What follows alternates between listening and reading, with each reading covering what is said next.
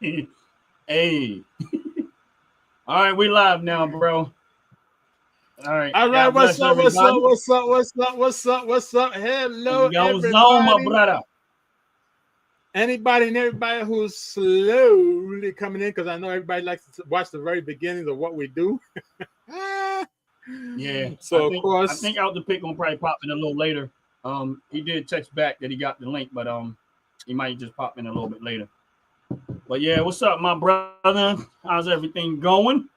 everything is everything, man. You know, like I said before, and I said again, we do a little check-in now and then to see everybody's mentality, how they feeling, how their emotional status is, because at the end of the day, we got to make sure everybody's okay. I'm right now, if we were look at a scale from 1 to 10, I'm looking at about a good 7.5. 7.5, because a couple of things could be a little bit better, but I know for sure, I'm going to get better as the day goes about. So, you know, I'm not feeling too well. You know, my body a little hurting. You know, old age is really kicking my ass. So I'm on the struggling side right now. You know, body hurting right now. Body hurting right now. Yeah, But you know, it'd be all right. It'd be all right.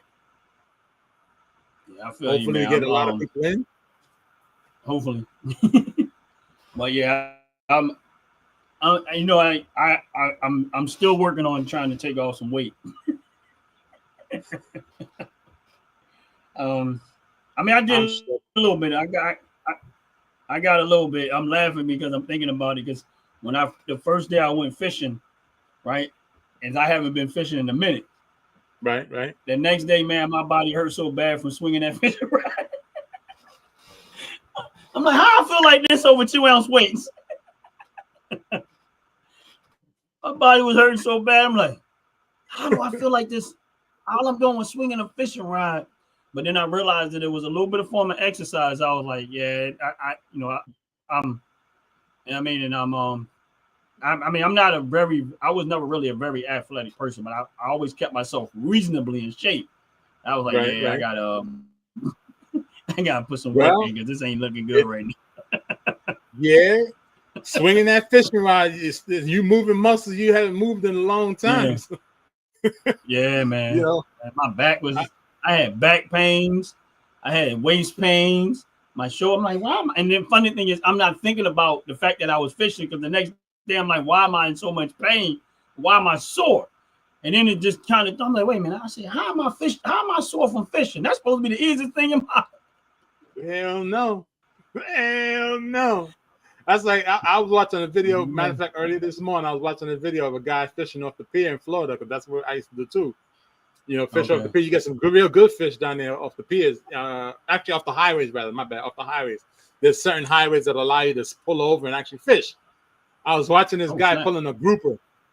The grouper looked like it was about a good 150 pounds. And that rod, I'll tell you, that rod was just straight. And he had the rod over the railing, and he leaning on the railing with the rod right where the spindle's at, and he leaning hard on it. And the first thing that came to my mind is, I could see Ron going over that thing. Ron taking a swim, trying to get that fish over there. I said, Ron gonna go swimming, and it wasn't a huge one like they normally catch. They usually catch groupers that are like about a good 300-400 pound groupers. This one looked like about 150 pound one. Yeah, and this dude was like maybe he looked like he was about 200 pounds, you know, solid good weight, and he was just straight trying to bring that thing in. And you hear everybody, no, go to your left, go to your right, because the groupers because they know how to swim there. They swim around the pillars. So when they swim around the pillars, it's almost impossible to get it from behind that pillar. Man, this guy was running up and down the pier. I mean the railing. He running up and down. And when he finally leaned into that thing, and then leaned his whole body over and then pulled the reel. I'm like, man, if that was Ron, Ron would have been over a long time ago. Ron would have went right over. It ain't easy fishing. I'm not letting this fish go. Look, I used to go on a boat. It's funny. Go ahead. It's funny because when you say it went around, I had a fish. That one fish I was on that live, it went around one of them in the water, and I was hoping he would come back, but he never did, and I ended up having to lose a line because it was just. And I knew whatever that was on it, it had some weight to it, but He went around something because right there's a refinery place right there, and there used to be old docks that ran out into that water from there. So some of the old posts are still in the ground out there in different spots. And that spot right there used to be where the boats can kind of pull up there beside and unload right there. So that's why you see that wall and that gate right there. But that actually used to be a whole big docking station and stuff like that for boats. Okay. But it's no longer used. So and also there's an inlet there too, like from like the city plumbing system and the water drainage system. There's inlets in there that let out excess water into there.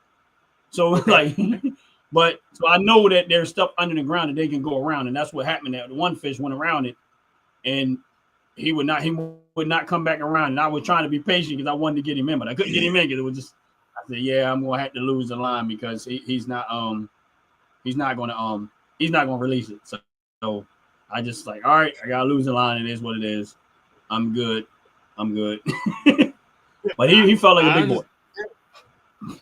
That's why I started going on boats. And I'll tell you a funny story. I started going on boats to go fishing, right? And they used to be a lot the boat up in Jersey. Matter of fact, it was I forgot the name of it. But anyway, we used to catch a lot of blackfish. I think it's called blackfish. It has spikes on it, but it's black. It's all black. And sharks. That's what we used to in this specific place that we go is always catch a shark, always catch these blackfish, right? One day I went out and I was like, I'm gonna have a good day. Man, I was sick as a dog. That water was so choppy and that boat was moving in so many different directions. I was like this.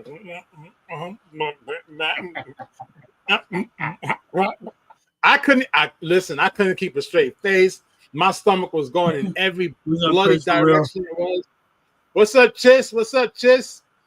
And I mean, I was sick as a dog. That was the worst $50 I done spent to get on a damn boat to go catch some fish. Because I usually come back with like 5 or 6 fish that would have, 1 or 2 servings. Because by the time they fillet that joker, you ain't got much. But it was worth it. I come back with 5, 6 fish. This one day, man, I said never again am I getting on a boat because I cannot deal with that sickness. No, and I've never gotten sick on a boat. Never. I mean, I've been on boats before. The boat be rocking it like out in the majestic seas and stuff like that. I could not understand why I go so damn sick on that damn boat. Did I get on a boat ever again? Absolutely not. I used to fish off of a jet ski, and I wouldn't get sick. Off a jet ski moving because it ain't got that buoyancy there. And I used to be comfortable. Man, when that thing happened to me in that boat, I said never again. I haven't been on a boat yet. I ain't been fishing ever since. Yeah, I went my buddy Sean, we went that wasn't too long ago. I was on a boat with him.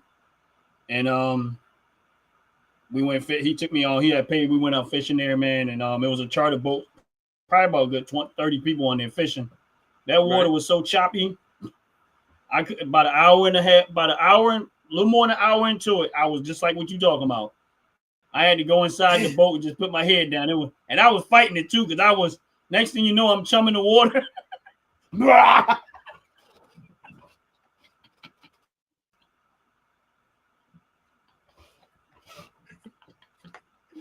I can't. I know that feeling.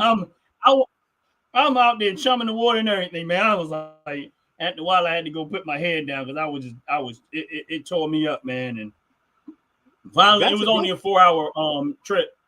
But by the time I got back on land, you know how people say, man, I can't wait to get. I was so happy to be on land. I wanted to kiss the ground. I ain't kissed the ground, but I wanted to. But I was so messed up, man.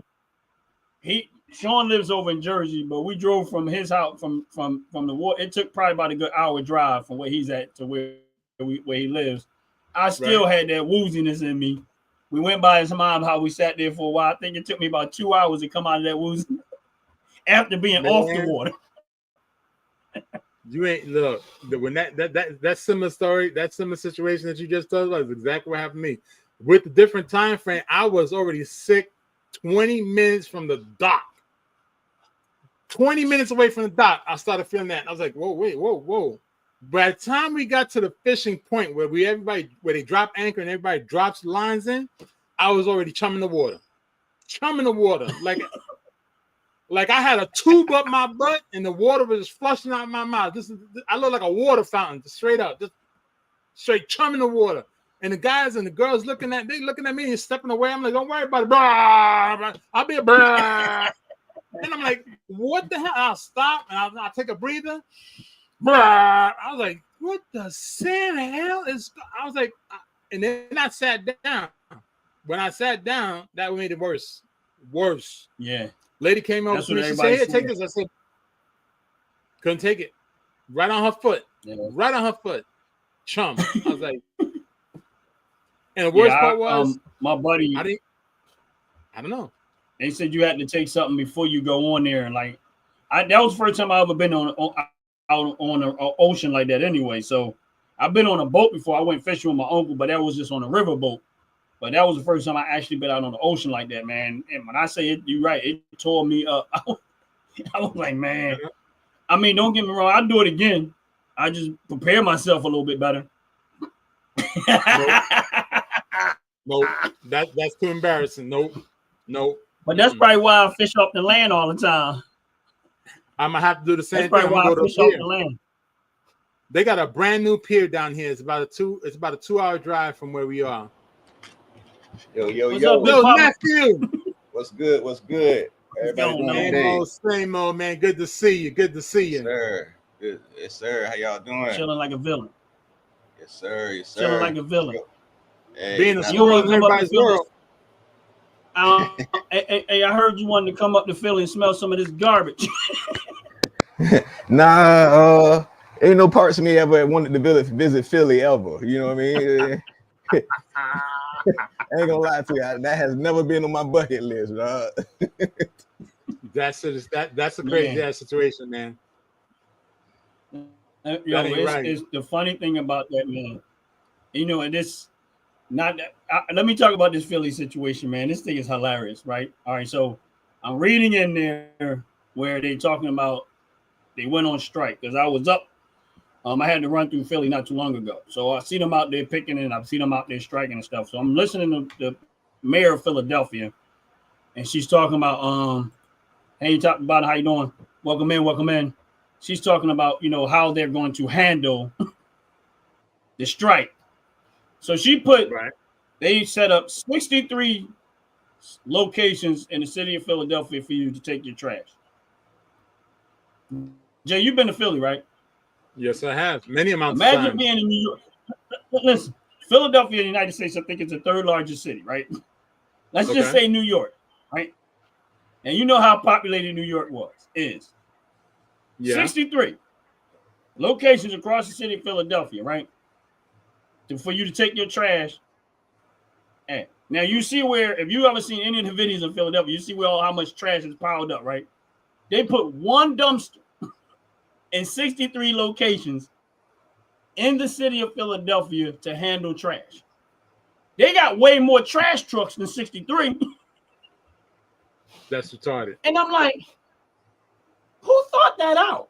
When I was like 60, are y'all crazy? Like, I said, now Philadelphia is a city got a lot of empty parts, right? We got a lot of empty parts. Right. And then this is just me, my logic. I'm like, there's a part in Philadelphia where it's a big empty lot that they're doing nothing. And they could have just took that road because nobody really uses it, right? They could have lined up dumpsters easily on both sides of that road and probably put easily 50 dumpsters in one location, right? Right. Which could have handled more people than a little bit. And all people would have had to do is drive up in their car and use the dumpster and then staff somebody there, like a police officer or something, to make sure they throw it in the dumpster. Nope. They did nothing like that. Not even close. They put one dumpster on the corner of people's blocks. So you're going to take the smelly trash out your house and take it to the corner of your block. To the corner to smell it again. Bro, the level That's of crazy. And that's what they do. I was like, nah. This is why you shouldn't have anybody and everybody running your cities, man. I'm sorry.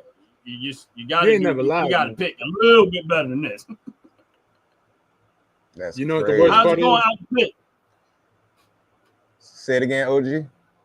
Me and Jay over here talking about our 6 stories of when we went fishing on the boat. Man, when y'all went fishing on the boat?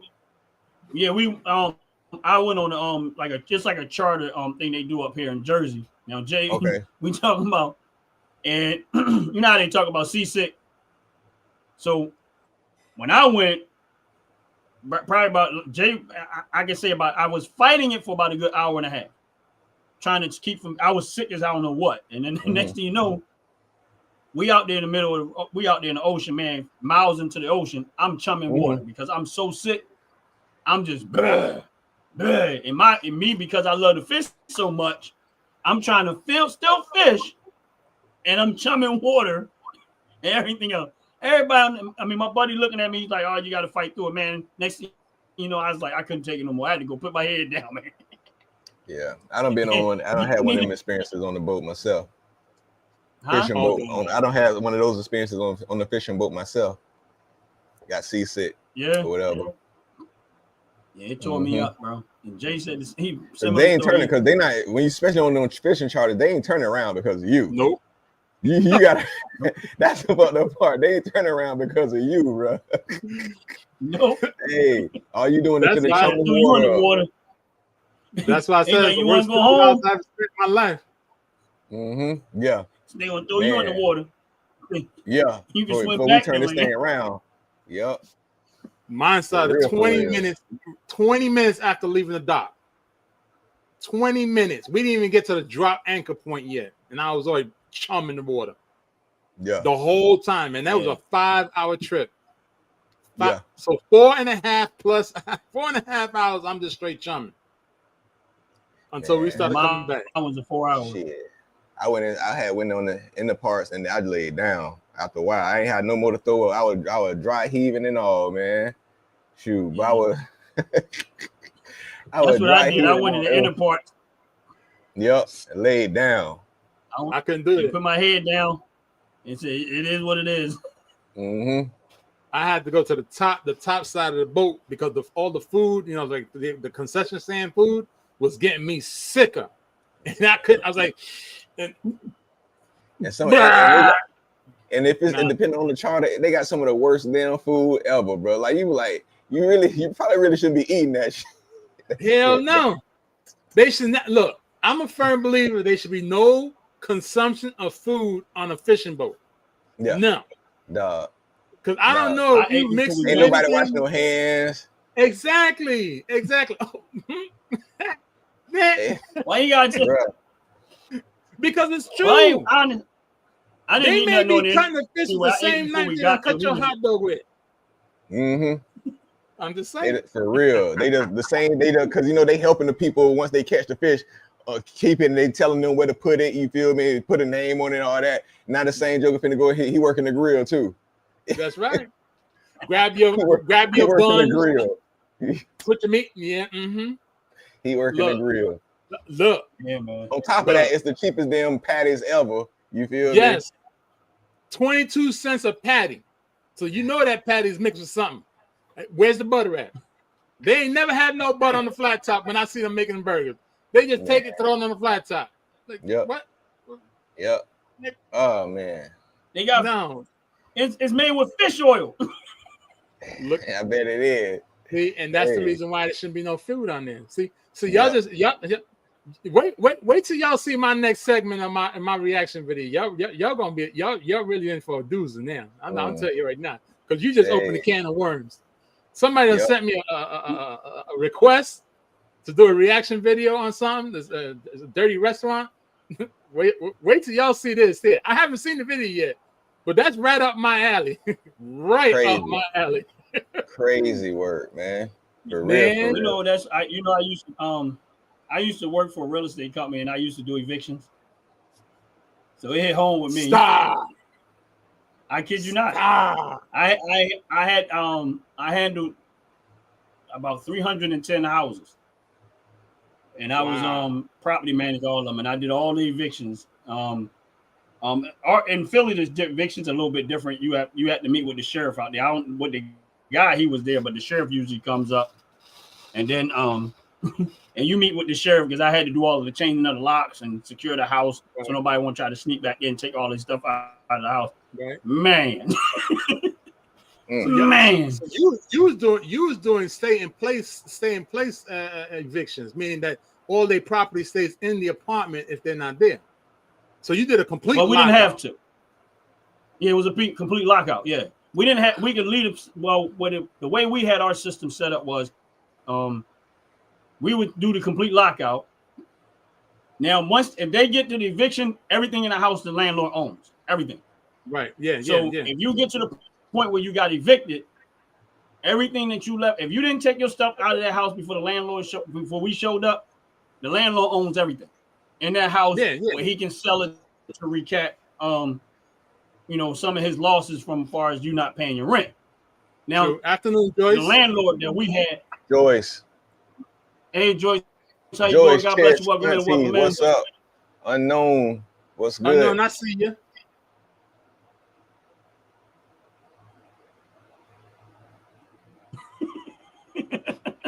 But yeah, he would I would do all these evictions. I mean, we would do evictions, man. But the landlord was cool about it. The way he did it, he would take the stuff, and we had a storage containers. We had a big parking lot. He had a bunch of storage containers. So we would take the stuff out the house maybe a day or two later, put it in the storage container. He would actually hold it for them for 30 more days. Wow, that's and then nice. Let them be able to. Yeah, that's what I say. He was really being nice about it. And then he'll let them come back and get 30 days. Now, if you didn't come back after those 30 days, now he also had a flea market set up out there too. So if you didn't come get your stuff in 30 days, now they're sitting out there being sold to somebody else. That's right. They're gonna recoup that money. But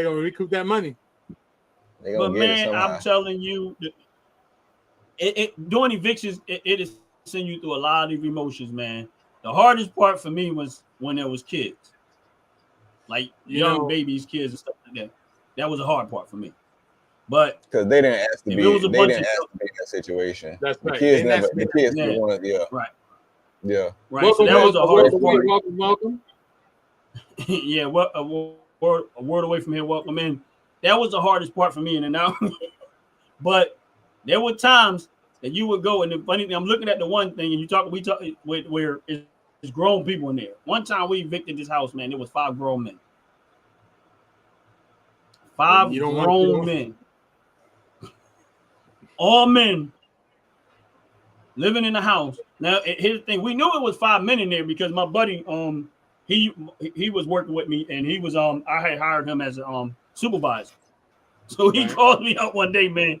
They was complaining that their light bulbs need to be changed in the house. Light bulbs, right? 5 grown men. So he goes there, and I was like, how'd you make out there? He goes there as a service call to replace light bulbs. He gets there, he opens the door. I mean, he goes in, he sees 5 men in there, right? He puts the light bulbs down, and he walks out the door. He calls me up. He's like, man, I'm not changing them light bulbs. So I'm like, what happened? He was like, man, there's 5 grown men in there. He said 3 of them in there playing PlayStation. I ain't doing it. He said, nah, I'm not changing. I said, oh, okay, no problem. Did you not know they called the owner and complained? Yeah. And said he came in and all he did was put the light bulbs down. And so the owner, of course, he gonna call me because I handle all this stuff. He said, well, why did the guys go there and not change the light bulbs? I said, well, it was 5 grown men in there. I said, and he decided once he seen it was a bunch of grown men, he just gave them the light bulbs. You mean to tell me that they don't know how to change the light bulb? If that's you sad. As a grown man can't change the light bulb, there's a problem. First off, you as a human being, let's start there. You as a human being who don't know how to change the light bulb is sad, but you as a grown man, that bruh. So all y'all gonna 5 men gonna sit in the house when it's all dark, right? But you gotta understand something. How many more light bulbs? Look, how many more light bulbs gonna go out? Hold on, man. We got to remember one thing here.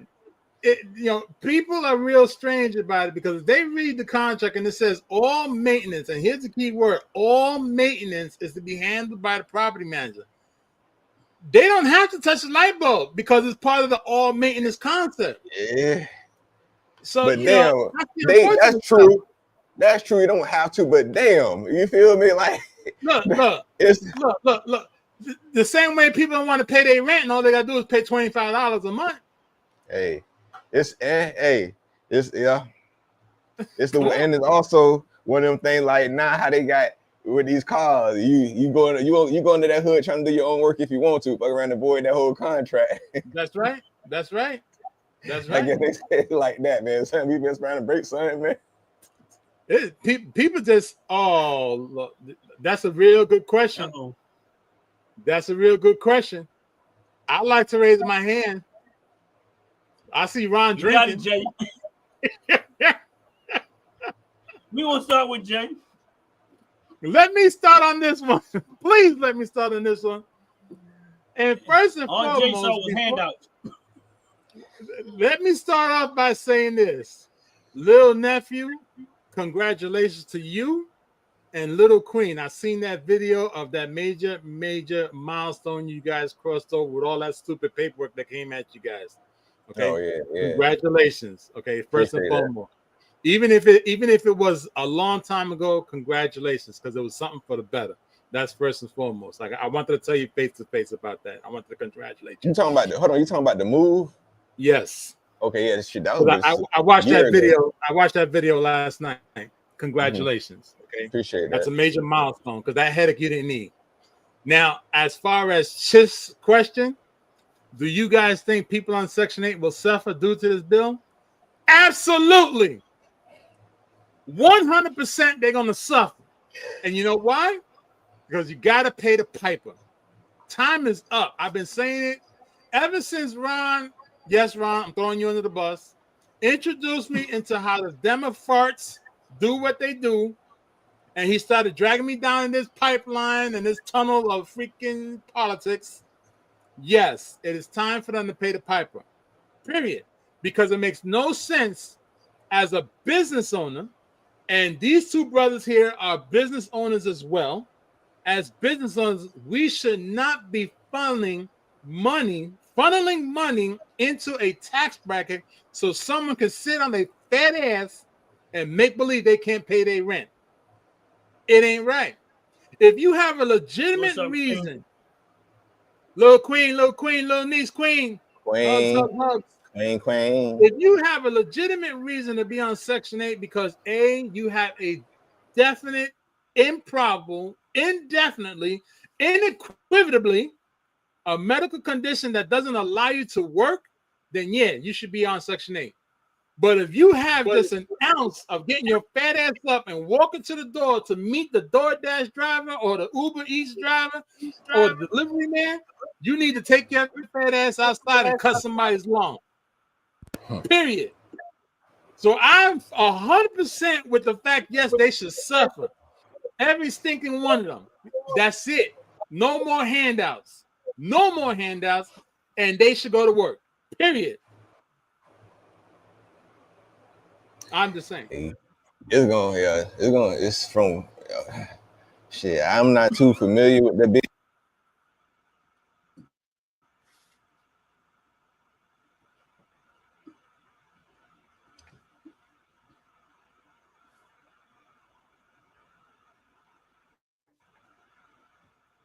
Timu? So at this point, what about now? Are we Timu again? No, he ain't Timu. That's the big W. That's the big W with yellow and blue letters. That's the big W with the little flare around it. But like I said, I'm not too familiar about that big beautiful bill, but yeah, from where what Pettis, the pettiest president we got, man. He damn sure going. I wouldn't surprise me because he damn sure seem like he going after their asses, bro. He ain't playing. So, hey, all I can say, y'all. But at the same time, this is why I'm also glad that we was never able to get caught up. You know, me and my wife was never able to get caught up in that damn whole circle, man. You feel me? Right. And because while we tried to get those, those benefits and all that shit, but for some reason it never panned out. It never worked out for us. And you know, I used to talk trash about it years back, but now I'm seeing that because we had to get it out the mud. Our whole damn relationship, our whole marriage, we've been having to grind and shit. So right. Now it's paying. Now, hey, like I said, it's paying off that we never did get caught up in that. Yeah, and that's a beautiful thing, because y'all really didn't need to be caught up in that thing, man. And if I could just piggyback one more thing. I know there are a lot of people that's been taking advantage of that. I know a lot of people that's been taking advantage of that. Yeah, and that's the problem. Too many people took advantage of. Hell, I knew people. I was angry when one of my closest boys look. We used to ride motorcycle to Philly every single weekend. This summer, Montgomery had 3 motorcycles in his garage. He had a stupid big ass Suburban Denali. His wife had a freaking Dodge Charger, and both them cars had 24-inch rims, and each set of them rims was like $3,000, $4,000, $5,000. Each motorcycle he had in the garage was about $8,000 to $15,000. This joker wasn't working. He wasn't making a good day's wage yet. Then I found out he had a 3-bedroom house, a 3-bedroom apartment in a 2-story home. Right? Kids was there, wife was there. Wife didn't work. He didn't work. I'm like, oh, I'm seeing about a good $3,000 a month easy in rent. So I asked him. I said, look, I'm gonna be nosy. How you pay your rent? He goes, man, we on Section 8. We pay $50 a month.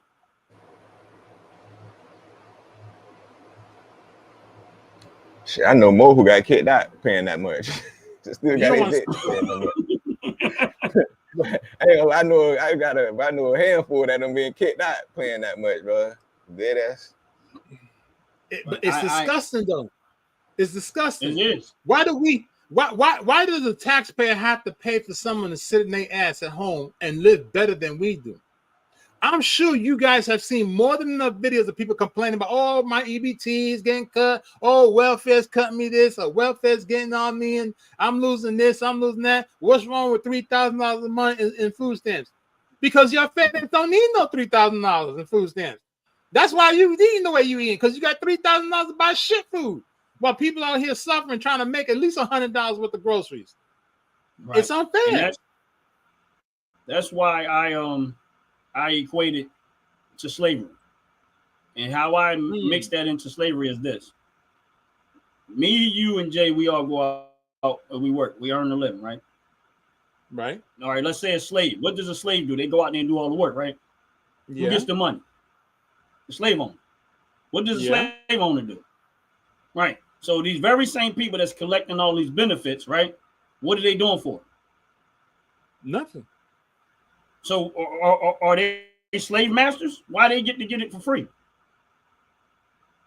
But these are very same people who run out of their mouth and say, oh, we want reparations and stuff like that. But yet, you think you're supposed to get all these benefits from the people that's working. That's why I have a problem with it.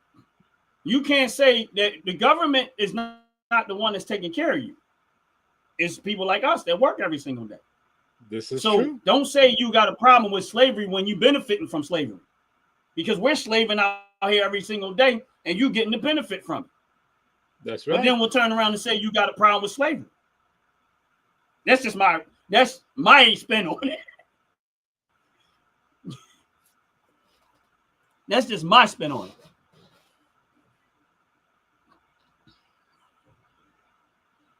It's almost like the house Negro complaining to the field Negro about we working too hard. You know what I'm saying? Yeah, absolutely right. Absolutely right. House Negro angry because he ain't getting his fair share. I don't want to hear that bullshit. You know what I mean? And if I was on the field, I'd be looking at them house niggas like, you ever come out here, I'm going in on you. Well, you know, but that's the way it is, though. I'm gonna kill you. But that's the way it's supposed to be. Which, by the way, little nephew, what's up? You got to ease up off your foot. You got to ease up off your foot when you're in that car. You know the new rule down there. You know the new rule. What's that? 100 miles an hour, you go straight to jail. Ain't no ticket. Really? Yes, sir. Oh, shoot, as of July 1st, if they catch you doing 100 miles an hour, you go straight to jail. No ifs, no ands, no buts, no ticket, no nothing. They locking you up right there and towing your car. Yeah. Ain't That's so, okay. yeah. You got if I'm already at 100, you gotta catch me. Hey, you better not be at a dead. You better not be at a standstill. I tell you that much when I come back to that. You better be doing 40. I'm already at 100. Look, I remember I got chased down at 140 on a bike. Coming up to 95 in Florida. He was reckless himself. Camaro, a state trooper Camaro, Broward County Camaro. Chased my tail at 140. Wow. I asked my mother if she could pay my one-bedroom $600 rent. It's falling behind. She said she was paying my cousin rent who lived around the corner. It was $165. She was in 3-bed. Man, there goes that handout shit again. There go that handout shit. Oh, let me get a cup of sugar. Let me borrow a cup of sugar. You ain't never bring back that cup. That cup now is freaking a whole pallet full of sugar you owe me. For real. That's disgusting. That's disgusting. Family do you dirty first. Family do you dirty first. That's a clear example right there. $165. Yeah, all right, catch me. Yeah. I used to say the same thing till I got caught. I used to say the same thing. So they like because here's what a lot of us speedsters forget. Okay, we could be doing 100 miles an hour, ain't nothing in front of us. That's where you gotta start thinking. If ain't nothing in front of you, how is it that nothing in front of you? You on a highway. You pass 3 exits, ain't nothing in front of you.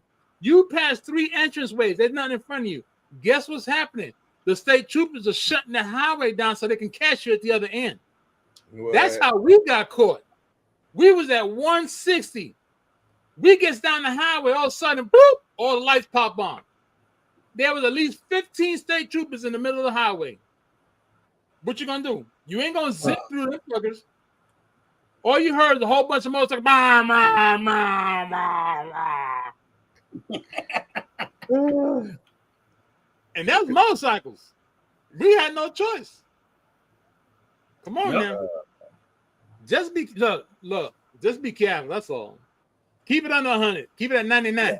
Unfortunately, I ain't too often I'm doing 100. You know what I'm saying? I ain't gonna lie. I got a little bit of consideration for, I ain't doing 100. That's like spitting in their face right there, man. You start talking about 3 digits. You know what I'm saying? Yeah.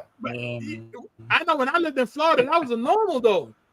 That was a normal 100 miles an hour on 95. Going from Miami all the way up to freaking Jacksonville? Yeah, that was normal. Then I can see that. Yeah, I can see they talking about, like on U.S., state roads and all that stuff, comes back. I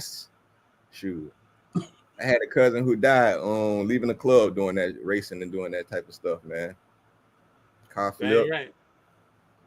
Yep. It's not racing if you're in front. Well, that's true too. In the motorcycle world, if you're in the back, you're in a whole lot of trouble, baby. You're in a whole lot of trouble if you're in the back. You got to be either in the front or dead smack in the middle. But if you're in the back, it's over. You wearing all them tickets. Let me shut up with my corny self. I know good well I don't be speeding. Sitting there acting like I speed. Like I speed me. I don't be speeding. I had to give that up. I drive normal. I had to give it up too. Man, I might go a little faster than the speed limit. Look here, the speed limit is 45. I'm doing 48. My foot be twitching like this on the gas pedal. Every time I'm driving, my foot be doing like this. Step it up, and I'm like, nope. Step it up, no. Step it up, no. People be straight up on the back of me. Straight up on the back of me, push me. I'm be angry. I'm like, why? And I'm like, oh yeah, because I'm doing 45 miles, 47 miles an hour. I'm slowing them down. You need one of them signs on the back. You need one of them signs on the back of your car that says, the closer you get, the slower I get. I can't stand them jokers, man. That's the joke that get over in front of you and then go slow on purpose, man. Right. No, see, that right there, I despise that too, because I don't understand this. If you behind me and we're doing 80, let's just say we're both doing 80, speed limit 70. You behind me. You swerve around, come in front of me and slow down. You trying to get me caught. Now we got a problem. You say you trying because to get they ain't gonna catch you, you're gonna catch me. So you're trying to get me caught. Never mind nothing else. I get mad at that. I get mad at that. I do. I get mad at that, man. Luckily now they see I got a car, so I think that's the reason why they do that. Because if I would have had my truck, it would have been a whole different ball game. See, auntie said I thought it was 15 miles over the speed limit, automatic court date or jail. Used to be. I thought it was a ticket. I thought it was automatic ticket. It used to be. I don't know. As of July 1st, 2025. 100 miles is automatic jail and a tow. Even if the passenger has a driver's license, no. Car is gone. That's the one beautiful thing about driving a big truck. That's the one beautiful thing about when you're driving a big truck. And somebody get in front of you. They get in front of you. Yeah, I agree with you. Time to open up that diesel. Look, when we had that turbo whizzing around, all they hear is war and whiz. Man, anybody know what the cap is overtime in the beauty bill? There is no cap. It is up to the employer. No. It's up to the employer. I haven't read it though, Jay. To be honest with you, because it's too much. I read the amended part, and I look at. I read the amended part. It's really up to the employer. Cap. I thought it was a cap of $25,000. Nope. Well, you figure like this: that's what's up. Even if it is $25,000, who dictates how many hours you got overtime? The company. Yeah. So it's really the employer that has the cap. The bill doesn't have the cap. It's a suggestion to be at $25,000, but it's not. It's just like the new automobile law that they got. You can buy an automobile that's $70,000, but you're only going to pay only $10,000 over on taxes. That's it. You're not going to pay $70,000 worth of taxes. You're going to pay $10,000 worth of taxes. Right. So that's me and you. That's still saving you money inside your pocket. And they're saying you can write off the interest. Yes, you can write off the interest. That's what they say. But there's a clause behind it that I haven't read yet. Yeah, that's why I said there's so much in that bill. I got it. That's why I really haven't been talking much about it, because there's so much to cipher through everything, and it's like, it's gonna take me months to get through all this. It is. Joyce, I recommend you go to Home Depot. Go to Home Depot and use Home Depot's referral service for a contractor, because they're more vetted on the Home Depot website than it is on Nextdoor. I speak from experience. Yeah. Hey, OG, man, I gotta dip out. I gotta go record this other show. I appreciate y'all, fellas. I appreciate your time. Appreciate you letting me know. Y'all know how it go, man. Y'all know how it go. Hey, y'all don't go in too hard on these folks, man. Don't go in too hard on them. They don't go in too hard. Gloves are off. The big beautiful bill has been signed. My gloves can come off and nobody can tell me nothing. So I'm going hard. As far as you're concerned, I'll catch whatever you record, and I'll catch it on the next flip. That's for sure. For sure. I appreciate you as well. Hey, much love to y'all, man. Much love, chat. Peace, love. Right, brother. Take care, man. Light. Love, man. Yes, sir. Love. Yeah. Have a good one, man. Talk to you later. Hey, don't do too much fracking when I leave, man. No, that's all it's gonna be is a whole lot of fracking. You already know you better be ready tonight. You coming on tonight, so I'm coming in hot. All right, for sure. Hey, do that. No, there ain't no question about doing it. It will be done. It's already done. That's right. I'm coming in with a capital F of fracking. That'd be me. Big old F on the forehead. Go do what you gotta do, man. We catch up. I'll see you later. For sure. Much love, chat. Much love, fellas. All right, brother. Take it easy, man. Yeah, they just going to change how they pay people. Unknown opinion on it. Honestly speaking, that has nothing, like that overtime pay has nothing to do with the company. Like, here's my point. If I'm running a company, and let's say I spend, let's say I put out so much money in overtime already. Now that just becomes an incentive for that company, for people to actually want to stay late. It's not going to cost the company no more than what they always, unless something happened where they have to actually give people, issue out more overtime. But it doesn't really affect the company. If I'm a company and I've been pretty much paying out a lot of overtime anyway, the only difference is they're not going to tax it. Pretty much true. And that comes back to the federal that's government. That's the only difference.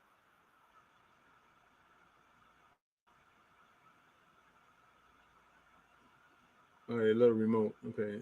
This is just going to start hiring people 10.9 commission per mile. Yeah, it's not to their benefit to do that. I get what your point, but it's not to a company's benefit to actually do that, because what's going to happen is, if I'm running a company, and this is smart business, and I know that now I don't have to, you're not going to be taxed on the overtime that I pay you when I'm already paying that time and a half anyway. That doesn't go away. That's an incentive for me. I can also now use to encourage people to stay late, to work a little longer, and be more productive, because now the overtime is more enticing, because your pay scale, your take-home payment is going to be a lot better. Honestly speaking, most of the people are like, I can't wait to get past 40 hours so I can start making some real money. That's where I look at it. But if you look at it the other way, I'm the opposite. Now I'm talking about, here's the thing. I'm not saying that I'm not in that mode where I'm working like that, but I'm saying if I'm a young person right now trying to work and they offering an overtime for me, and I'm on the stage of trying to make extra money, let's say you want to buy a house, you want to save money, you want to stack your bread, that would be a good time to start using that overtime that you've probably been already getting now. But now they're not taxing the crap out of it. Now that money's coming straight in your pocket. You'll be able to save and pay down your debts or whatever it is you want to do with it. Now you get more of your take-home pay, which to me is the best thing. To me, matters more. And I agree with you. Yeah, I agree with you. Here's where the slippery slope comes in, and this is what a lot of people are not going to realize. And this is just my opinion, because I watched it very well, I read it, and I understand it. Yet I don't think society really wants to look at it this way. You won't get taxed on overtime, which means if you make, in this scenario, let's use a real simplified number, you make $2,000 a week on your regular pay, right? Now that's before taxes. Now at the end of the week, you did, let's say, for example, you did another 40 hours a week just for shits and giggles. Now you're looking at $2,000 clean versus $2,000 taxed. So now your take home now is $3,000. You know what happens there? Now you go and you spend more money on other things that you're buying. So where you think you're saving money, but not getting taxed on, you're giving the taxes to somebody else, because you got to pay that person's tax bracket. You have to pay for that product. So it may not affect you directly. It's going to affect you indirectly, because the other thing that's going to happen is a lot of people are going to turn around and start getting into more debt. Like you said one time before, they're going to get into more debt because they're not looking at what to pay off first. They're going to create more debt versus clearing their debt. That's where the problem comes in. And then on top of that, they're going to want to pay more money into their medical benefits. So you're going to get $2,000 in overtime, but you got to put out $1,500 into your medical plan, because the medical plan that you have now increased your premium. So are you really saving money? Not really. But it's just a vision or the idea that you're going to save money. Right. And unless you're a person that's very disciplined with your money, but that's not the vast majority of Americans. The vast majority of Americans, like Jay said, they're going to go out there and they're going to splurge. Mm-hmm. And that money that I'll go out there and splurge on is going to fuel the economy. And they might not get it out of your paycheck, but they're going to get it every time you purchase, and all that money you spend and all the taxes you're going to do, they're going to get all of that revenue. And actually, they're going to probably end up with more money in taxes to pay down the debt than if you just try to swallow it out of people's hands. The gamble here with the Trump administration is that 65% of Americans that they know are irresponsible. That's the gamble. And but a guy like me, I'm not going to go out there and spend money and change my lifestyle because I see more money in my pocket. I'm going to take advantage of the other side of it, and I'm going to use my money and I'm going to be smart with it. That's why before all of this was happening, I kept talking about investing. I already knew that the stock market was going to start to explode. So I took what I had then and I started investing. Why? Why everything was low. Now, how long ago was that, Jay? A couple of months? Couple of months. And now here we are. Right. Now here we are. The stock market is at record highs again, almost. Right. So if for me, I had fun money then. That was like my personal fun money. That's being responsible. Bam. Now, on the flip end, I'm not worrying about buying a whole lot of stock right now because it's up too high. Right. I got in with it. I got in at the right time. Doesn't mean I'm not going to invest. But what happens is the majority of America is not going to do that. What they're going to do is they're going to go out there and they're going to have their best. They're going to go live their best life. This is what's going to come. And smart money is going to make money. Stupid money is going to lose money. And it's a vicious cycle that's not going to change because somebody said, oh, this and that. What's going to happen? This is exactly what's going to happen. So you're going to either be a victim of it or you're going to be a beneficiary of it. That's where the game is at. And that's based on you. Yeah, and you're right. And allow me to piggyback off what you're saying. And this is what this always do the opposite. Always do the opposite. That's okay. I'm gonna keep winning on the opposite side. Plain and simple. I'm gonna keep winning because look at it now. Look. People are gonna go out and start spending. Now there's no excuse that people cannot buy from top to bottom. That's first and foremost because now they got more money, so they can afford it. That's first and foremost, right? Now, on top of that, they may not be paying taxes on the money that they're earning from the employer because it's overtime, no taxes on overtime, right? Yet, what they don't understand is now they're funneling more money into businesses, which now businesses have to pay the taxes on what their supplies are.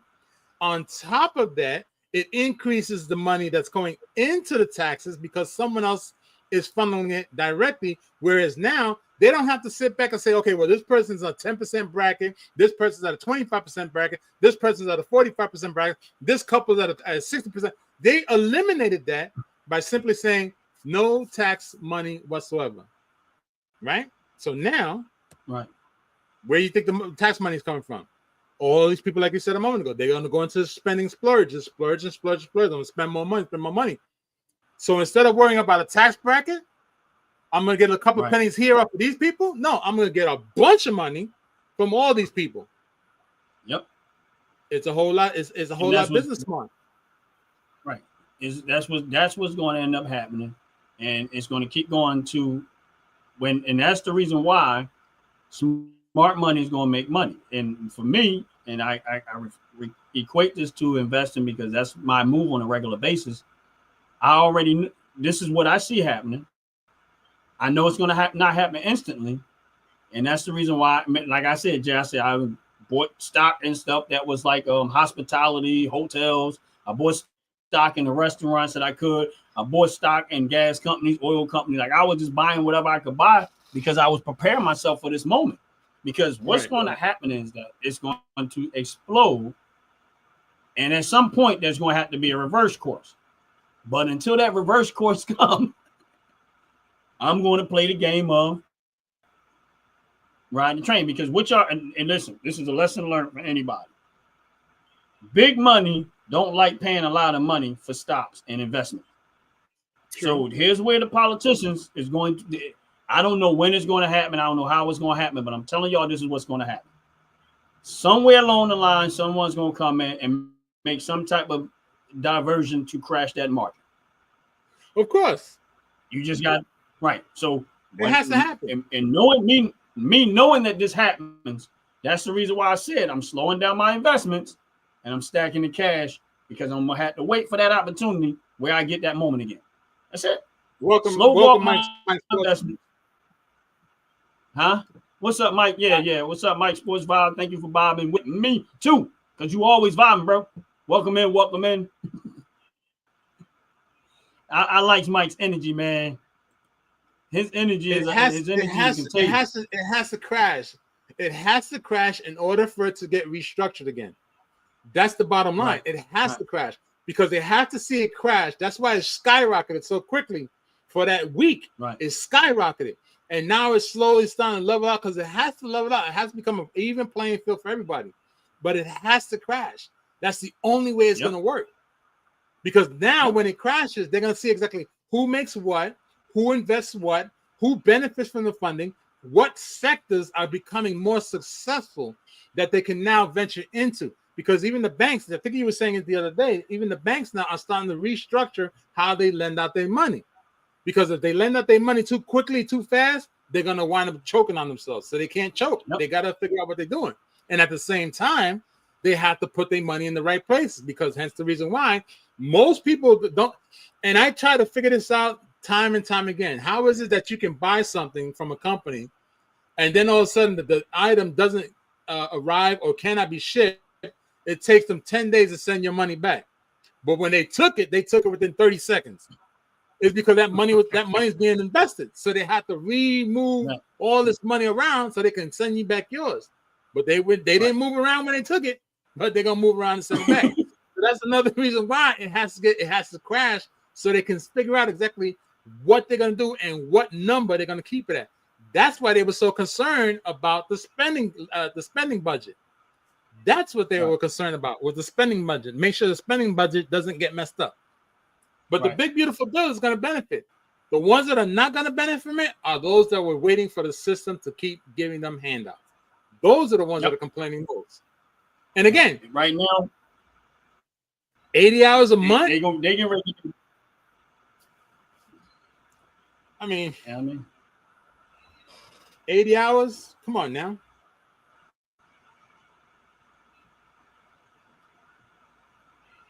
But the national debt would never get paid off. It's never going to get paid off. The only thing you can do is possibly put a bin into it. You can even slow it down. Right. Yeah. It's always going to be a debt because of the way our system is ran. The key is that the way our system is ran. So there's never going to not be a national debt. Now, and but what I do think can happen, and it all depends on Washington again and how they handle things, how they spend. And so far, they have proven themselves to be 100% irresponsible.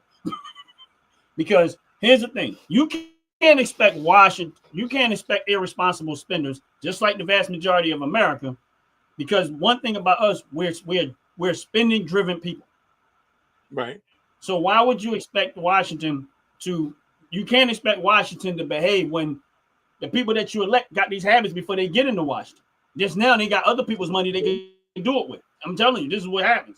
So if I'm not good at handling my own money, and then you're going to give me more money to mess up, and then we mess all that up, and then you're going to go raise the debt ceiling so we get more money to mess up. It's the same as if you give an irresponsible kid a credit card, and he maxes it out, and then you go extend the limit, and he maxes it out. How many times are you going to do it? Until you get the people in Washington that knows how to manage your budget. And I'm not saying that you're never going to be able to get the deficit away. Now, I'm going to say never, but the chances are very, very slim. But if you cut out the spending, you get rid of all these unnecessary programs that you don't need to be doing with. You stop regulating all of the stuff that you keep regulating, which is causing you to inflate the government to monitor all of this stuff that ain't nobody really had to monitor. And then you don't need, like my whole point is, you don't need 80,000 IRS agents to monitor the citizens of America. You don't. And that was the thing. And Washington voted to put this into play, as opposed to saying, why would you do that? You're saying that you're going after billionaires. And this is what I'm talking about. Why would you need 80,000 IRS agents to go after a little more than 800 people? You don't. Washington has been spending money on stuff that you do not need to have. And what ends up happening is they got to say, we need more of your tax money to go mess it up again. True. Now, if you look at what the administration constantly did in this bill, they're not telling you that right now, the United States of America has collected $150 billion in trade money, just based off the trade deficit. They have collected around 100. I'm not exactly sure the number, but around $150 billion we have collected in trade money. Now, you could easily say, okay, cool, let's flush that money into the deficit. But I know this is just my thinking. Trump's play. I think Trump's play is, before I make that move and attack the deficit, I need Jerome Powell to start lowering them interest rates, because that has a big effect on the economy too. That's the last icing to the cake. And if Trump is what he's portrayed himself to be, he can put a dent into it if he does it the right way. If he take all of these avenues that he's creating and take a portion of that money and hit the debt with it hard, he can bring it down. He ain't gonna get rid of it, but he can bring it down. But that takes getting rid of government spending. We don't create inflation. Human beings don't create inflation. We can't do it. How can a citizen create inflation? What can we do? Nothing. Only the government. Only the government. We're just the pawns that they use. Exactly. But we don't actually, right. We're the pawns that they use, but we're not actually creating we're not creating it. They're creating inflation. We're just the pawns that they use. Well, it comes back to smart money versus dumb money or stupid money. If you know that you're going to pull in $2,000 a month, you don't turn around and spend $3,000 a month, because what you're doing is you're taking the idea of, okay, I'm taking $1,000 from the next month and adding it to this month because I think I'm going to make this amount of money, so I'm going to replace that. No, when you start thinking like that, you don't get anywhere. You got to go with what you got in your pot. You got to go with what you got in your hand, what's tangible. Right. Go with that better versus what you think is going to happen. If it winds up working out that it becomes beneficial, then you take that money and you move it to the side for the event, right? And I learned this. The missus taught me this as well, and I added it into the stuff that I know, and it makes sense. So when you look at what the president's doing, a lot of people are upset with how a lot of things are getting cut, right? Especially this big thing about Medicaid, Medicare. First and foremost, when I read the big, beautiful bill and I read what was Medicaid paying out for, I was floored. Why was Medicaid? Now that we're talking about the actual health insurance to help people get better that cannot afford the $500,000 deductible per month. Why were people using Medicaid to get sex change surgery? I was floored. I could not believe that they actually found and verified, they vetted it, they found it, that people were getting sex changes using Medicaid. So why would the taxpayer have to spend money so that you can go from male to female, female to male, because you got a noodle, instead of it being all screwed up, it's straight? I couldn't understand it. So I understand why he turned around and also said males are males and females are females, period. Right. You got more people now complaining that it's unfair that Medicaid and Medicare is being cut. No, it's not being cut. It's being streamlined. Yep. So that the ones that do need it get the full benefit that they need versus not what they need. For example, like myself, there's certain care that I need. Why do I need to spend $3,000 more because the person on Medicaid is getting it for free? Same condition. It ain't right. It ain't right. Nah. That's just me. I'm just saying. It ain't right. That's the reason why, again, now the government's doing that. People not doing it. The government's doing it. It's the same thing when you look at Planned Parenthood. Woo. Planned Parenthood. Now, they defunded Planned Parenthood, right? Yeah. You look at all that money that was going to Planned Parenthood, right? Now, my thing is this, and as a child of God, I don't believe in abortion. That's my personal choice. It is. But here's my point. You going out there, you having 2, 3, 4, 5 abortions, right? The United States, the taxpayers are paying for this, right? Why would we be paying? Like, first of all, how is it called Planned Parenthood when no one's coming out as a parent?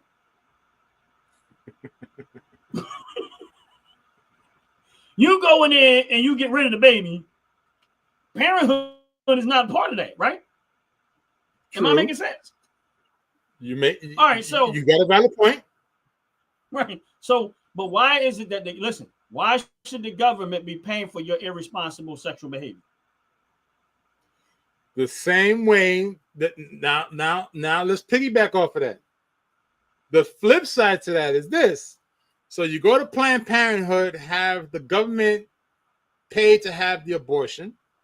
You turn around and now get 5 more additional baby daddies, and you have 4 kids in the house, and you go back to welfare and say, I have 4 kids now. I want $2,000 plus kid. The government now turns around and says, okay, we're going to pay for you to get rid of the kid, and we're going to pay for you to have kids. So it goes back to what you said. It's irresponsibility from the government. Real simple. The government honestly shouldn't even be involved in that. You want to get rid of that baby, pay for it. Exactly. And that's why it's happening. You want to have that baby? You want to have that baby? Pay for it. Pay for it. Exactly. And that's why it's happening. Why is that so complicated? It's not complicated. You want to get rid of it? You pay for it. Exactly. You want to raise that baby? Raise it. Exactly. You want to have a bunch of men inside you? Hey, that's on you. Right. I cannot tell you what to do with your poom poom. I'm not going to pay for you to have 15 kids and 16 baby daddies. No.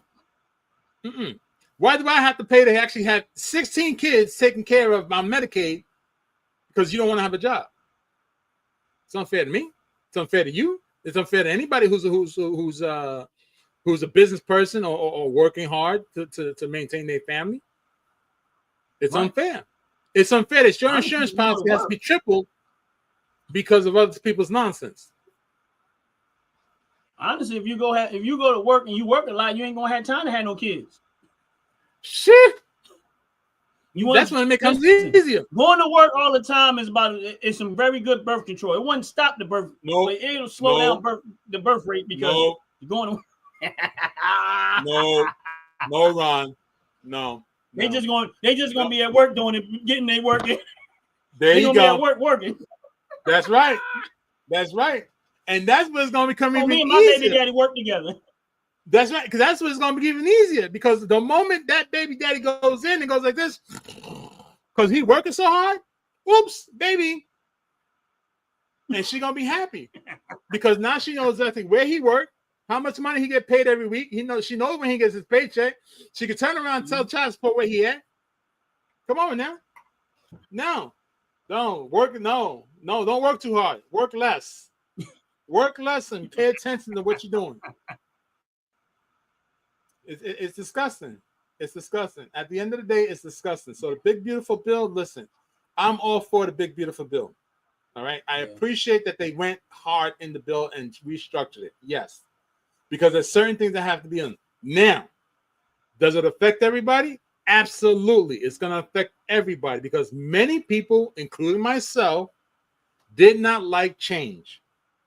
Okay. I had to learn that change is necessary. So it's time for change. And I'm glad. I read it. I read a lot of points. I read the amended side. I read what the senators and congressmen and the House was fighting. And I agree. And I agree with a lot of it. It makes a lot of sense. And like you said before, it's not going to affect us right now. It's going to affect us in the years to come. Because when you look at if I'm sure you did, most people did not.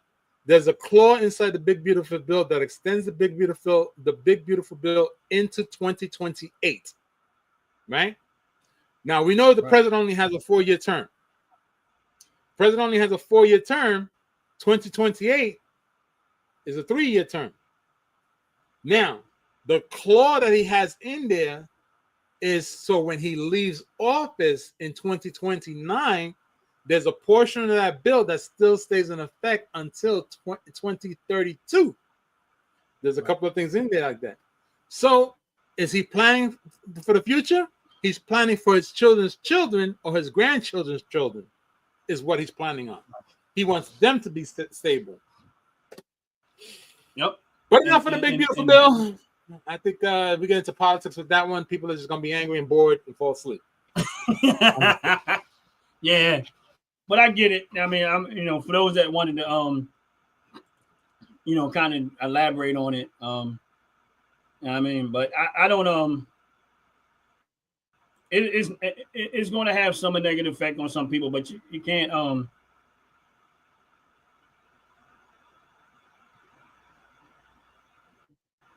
you can't. But it's always been in the private sector. Right. Everything's always been in the private sector. You got to understand is you don't want, and this is where I had to learn is you want, if you want to live a more free life, you want extremely less government. That's about as simple as you can put it. That's it. That's it. Listen, the problem is government. The problem when things get expensive is because of government. When things get costs go up, is because of government. The government is not providing you with low cost anything. When the government gets involved, that's where it goes bad. And that's where we try. That's the part that I try to say. That's where it goes bad. You know what I mean? And as soon as they start farting, it's a wrap. Yeah, and I think a lot of people miss out on the concept here. Every state, doesn't matter where we live at, every state has two governments.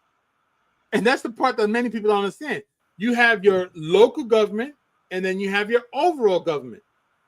So when those two governments are fighting, figuring out what to do, how to do, and when to do, you as a citizen that's in that state is arguing and fighting the wrong government. Because you're going after the president, you're going after the overall government, thinking they're the ones that have control. No, the ones that have the control is your local government. The people that you see every day walking around the street. Those people are the ones you need to be screaming at. So going back to this concept or this statement about private sector, that's your private sector. Your local government is your private sector. Those are the ones that's messing up your money. Where you live. So if you elect the idiot in your local land, if you elect the idiot in your local land and you base it off of popularity, let's say everybody likes this person, doesn't mean that they have a good idea. It doesn't mean they have experience in how to run something and how something should be done. And you elect this person and you put them in power in your local government, you get what you voted for. That's right. And at that point, you be like, well, why is this? Why is that? And I always tell people, listen, if you look at what's going on locally and you look at your conditions locally, it's your local government that's responsible. Yeah. They will sit there and tell you over and over, oh, it's the government, the Trump administration is not helping us with this, the Trump administration is not helping with that. And I guarantee you, but if you start to look locally, you're gonna find out they're the ones that the reason why y'all not getting it is because they're too busy helping themselves to it or help getting their homies, their cronies, their buddies, and they got all of them people around them, and they're the ones getting all the money. Case in point, That's City of Philadelphia, right? Case in point. Why do you think the City of Philadelphia went on strike as far as the trash go? Because the politicians want them more money for themselves. The mayor of Philadelphia and all her cronies gave themselves all raises. Now the trash department, all them walking around like, why are they getting more money as a raise than we get? If y'all got money for y'all, listen, she ain't even been married that long. She just got elected now maybe a year or so ago. Tell me what happened in Philadelphia that was so great that you deserve a raise. Or better yet, why do you deserve a raise? Exactly. You don't deserve none. Here's the thing. Then they created 9 more different positions since she got in office. Who do you think those positions are for? For people that she and they knows. all got raises. In the city of Philadelphia, one of the most murdering cities in the United States of America, but yet everybody getting raises. Look at the educational system. Look at the crime rate. Look at the conditions. Look at the way it looks. Poverty everywhere. Look Kensington Avenue where all the drugs and the heroin addicts and all that stuff going on and everybody get raises. We keep rewarding bad behavior, failure. That ain't got nothing. You can't blame that on none of the government. You got to blame that local. But they just in case, just like top to bottom says, your local office is what you need to pay attention to. Yep. She's absolutely it's actually right. correct. Because why is it that a sitting mayor inside the city should earn $150,000 a year instead of taking $50,000 and putting it back into the city, or the sanitation department can actually pick up the trash? The trash company, the people picking up the trash are public workers. That's why it's called public works. So the mayor is a public servant. So why is it that the public servant makes more money or chooses to increase their own salary versus the public works department? Because if you don't take care of the people who take care of you, how can you look better? I'm just saying, it doesn't make sense. It's just like that. That's like owning a company. If you pay shitty wages, you're gonna get shitty work from your employees. Period. Period. You're not paying me my worth, so I'm not gonna do my best. Period. So if anybody doesn't understand that concept, think of it this way. When you, as a parent or a child of a parent or parents, you got an allowance. When you got your allowance, it's because you did something you were supposed to do correctly, and you got your allowance. Look at it the same exact way. You, the parent, is giving money to the child for doing something they're supposed to do. Whether it's chores, good grades, good attitude, good behavior, you're giving them a dollar amount for their action. Why is it the mayor's why is it many cities, not even just Philly, many cities do the complete opposite? Take more money for themselves, but don't give back to the children. The same concept. Again, I think the mayor was, when she came into office, she was making about $220,000 a year, which to me is ridiculous in itself. She makes about 270 now. Good God. And all of her constituents, and she created more jobs and paying all these people more, and they all got raises. And it's like, but for what? Like, you mean to tell me you don't feel no guilt? Now, here's the thing. City of Philadelphia, the other day, 11 people got killed. Another incident, 8 people got killed. Another guy shooting at police officer, they killed a police officer. All right, so y'all getting raises for what? Now, the city of Philadelphia is short police officers. They still short. But y'all giving raises. You got one of the most drug-infested cities in America, but y'all getting raises. And the potholes are getting bigger. So what? Right. You know what I'm saying? Listen, potholes in the road, you're absolutely right. Streets a mess. Dilapidated houses. You got why? Greed. And now here's the thing. And when I said this, when they elected this person, I said they crazy for electing him. I got hit with ridicule because I knew that it was going to go this way. Right. I knew it. I said it's going to go this way, and it's not just because, again, y'all electing, what y'all keep electing is the same behavior. That's because they're being told lies. They're being told lies. I mean, here's the thing. If a sitting politician, hold on real quick. If a sitting politician or an incoming politician comes to your house and says, make a donation to my campaign because I want to do right by you, you should turn around and tell them very simply like this. Why should I give you money if I'm not getting any money in return? Why should I fund your campaign if I'm not getting any money out of it? It doesn't make sense. So you blindly giving your money away. But yet, people like myself, people like Ron, people like Out the Pit, people like Top to Bottom, people that have small businesses, right? We can't even get the things that we're looking for because there's so much red tape. Yep. I'm just keeping it real. But yet, there's politicians and incoming politicians that want you to fund their upbringing. $270,000. She should take half that salary and put it back into the city. Literally. Yep. Put it right back into the city. Exactly. I bet you that city would turn around and become a whole lot better. These are the same ones these are the same politicians on the Democratic side, because she's a Democrat, that criticizes Trump 24/7. but they never talk about the fact that Trump is doing his job and not getting paid once. That's true. I haven't heard nothing of that yet. I haven't never heard him talk about it. Salary. Trump did. He donated his whole salary the first term, and he's donating his whole salary the second term. I know there's still a lot of people mad about that airplane. Right. But when have you tell me what Democrat or Republican, but I'm talking about Democrats, they're the ones got the worst conditions. Sacrifice anything for their constituents.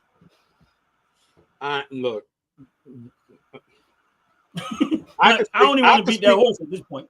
I can speak of one particular person, actually no, two, that I personally met.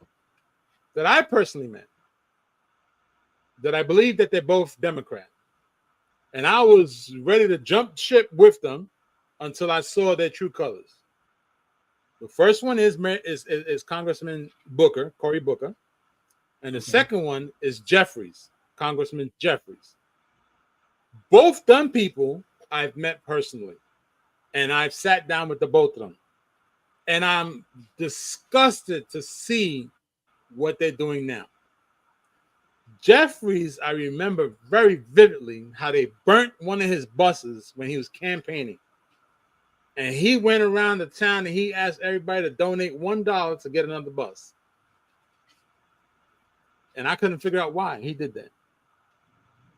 Because if everybody put $1 into his campaign, you're talking about over 300,000 people in the city gave up $1. That's $300,000 for that person. I couldn't understand it. Cory Booker was at one time was literally, this was all a ploy to get people to like him, to vote for him to become a governor and all this other stuff, congressman rather, because he was pushing people's cars through the snow when they were stuck and asking for people to fund his campaign. And because of that stunt, or several stunts that he did, trying to show the people he cared about them, to show his true colors now, which is the opposite of what he's been doing in the city. The opposite, right, is disgusting. Now, with the statement that's posed here on the screen, at a certain point of dealing with local, state, federal government, you go buy some land and build your own private ancestral land. That's where it's going. It's been there. That concept has been there. Okay. The unfortunate side is that there's so many people out here that are too lazy, prefer a handout, don't know how to survive. If they took everything away, can't get it no more. And if you do find it, you don't know what to do with it. Okay. And if you don't believe me, I'll be more than glad to show you a segment on my reaction videos on how people choose not to fend for themselves. They prefer to have someone else fend for them and do things for them. It's just the way it is. Oof. Valid point. Fact. Valid point. Fact. And look, and here's the funny thing. Looking at how Joyce says that, because she's right, she's 100% correct. Right. Look how the people embrace everything they have put on the table. Look at how many people cried and were angry at the assassination of Kennedy. And then, of course, to find out that there was another reason why they assassinated him, because they didn't want him to do what he was doing. You notice how almost every president that looks out for the people gets an attempted assassination, or even a successful assassination. Trump was shot at twice. Kennedy was killed. Hoover was they tried to poison Hoover. I mean, come on, think about it. Huh?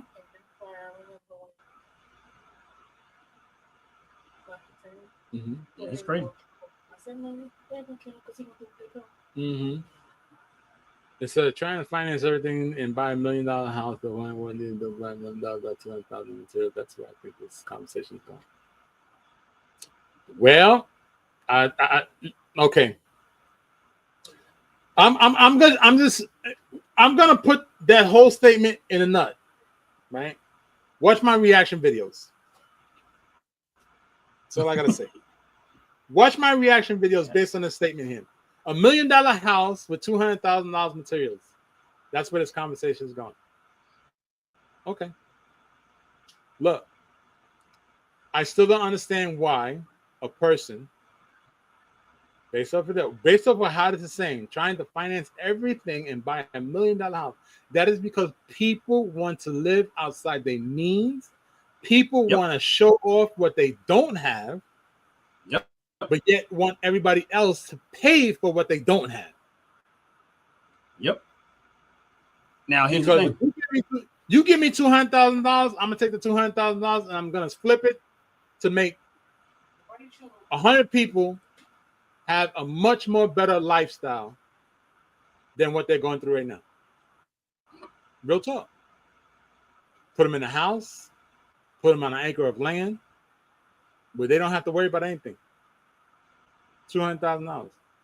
I put it like this. I'll make it even more simplified. I'll make it more simplified than this. If you make $50,000 a year in your salary, I'm just gonna keep this one here. $50,000 salary in where you live, the average medium selling price for a home is $600,000. Why you live? Why you still working it? Why you living it? You clearly can't afford it, but that's where you want to stay at. I don't understand it. Yep. I don't. I turned around and I had asked a specific person, you're at $70,000 salary. Take $20,000 and invest it with me, and I can guarantee you that in 5 years, your $70,000 will be $140,000, and you don't have to spend a penny after that. They said no, we don't want to take that chance. We want to wait. Keep you know, you can't. You can't. And here's the thing: is that in the United States, this country is a business. It is. And again, it goes back to what I said: you're either going to be a victim to it, or you're going to be a beneficiary. Now, here's the thing: I talk investments all the time. That's true. That's a strong point for me. And this is exactly why I invest the way I invest. And this is the instruction that I give people when they talk to me about investing. And I say this on a regular basis. Number one, say you just mentioned about buying a house. Am I right, Jay? Yes. What was that statement? All right. Instead of financing everything. All right. So here's the thing. So if you know, I'm gonna use unemployment opinion or that one statement. So you know that people are going to go finance everything, right? Where they going to get the money from? They're going to go to a bank, right? Yeah. They're going to go to a bank. They're going to go to a mortgage company, right? This is where I come in. Okay, BXMT is a bank mortgage company. I own stock. Bank of America is a mortgage company. I own stock. Ali Capital, I own stock. Bank of America, all these companies that I own stock in. I buy stock and they pay out dividends. You know why I do it? Because I know what people are going to do. This is how I benefit from that. I know what people are going to do. All right, so you're going to go get the mortgage and you're going to owe me that mortgage. Yeah. I don't worry about the house. I can care less about the house. I know people are going to go out there and they're going to get mortgages. They're going to get loans and they're going to get everything else. They're going to go spend crazy, right? So I go, before you go buy the house, buy the bank. Before you go buy the house, buy the mortgage. Before the mortgage company, before you listen, now you said go get the materials. I own stock in every lumber company you can possibly think of, material, mining, everything else. This is what I'm trying to tell you. This is where I'm at. Why? Because I know that people are going to go do this stuff. I go buy stock and everything. All right, so we were talking about the other day. I was talking about people going to go buy. I was buying Ford stock. I was buying General Motors stock. And then what I said, Jay? Now I bought Ford stock at like $9 and something a share. It's sitting at almost 11 something right now. Right. Smart move. And I said I want at least at minimum I wanted 100 shares. Now I don't have a lot of money, but I already seen what was coming. Right. And look where Ford stock is at right now. If you look at General Motors, it's up. And I said, okay, I'm gonna go buy EOG, which is an energy stock. It's up. Everything I kept saying when we were talking a while back, me and Jay was on the live talking about different things and stuff. I know people's habits. Right. So again, I'm either going to be a beneficiary of it because I chose to invest in the company where I know people are going to do what? Spend their money. Spend their money. Yeah. I don't have a lot of money. I'm not big money. This is what billionaires do. This is exactly what rich people do. And if poor people sit back and complain and say, why can't I get none? Why they? Because they're taking their money and investing it, and you're taking your money and you're spending it. You're giving it to them. Yeah. Because you're buying the wrong things. So if it means you're putting your money in the wrong places. If I have to sacrifice, if I have to turn around and sacrifice, say, you know what, I do want it, but I'm invest first and I'll get it later. Matter of fact, my investments, now that I kept working on the investments, it's paying for anything I want. Not my job, my investments. And yet, many people don't want to do that. They want to stay away from that. Because that requires discipline and it requires sacrifice. And that's two things. Two things. Most people don't want to do that. They want to have fun and they want to have fun right now. Yep. That's even funny how you. I want to piggyback off of that one real quick. No. They want to have fun. Let me finish this. Go ahead. This is the reason why. And listen, I know everybody have their different beliefs. This is the reason why I take a lot of what I learned from the Bible literally. A lot of people don't, but I take it literally. You know what I'm saying? And this is the reason why a lot of times people will go and they get all these excitement, they excited and stuff like that. And it says that when it says that, like here, all right, I go use Jay as an example. And the Bible is talking about where his people should go into land that has been long devastated. Why should they do that? Jay, if you went into a land and you seen it's been long devastated, what's going to happen? You're going to get it for cheap. And then what you going to do? You're going to fix it up. And then what you going to do?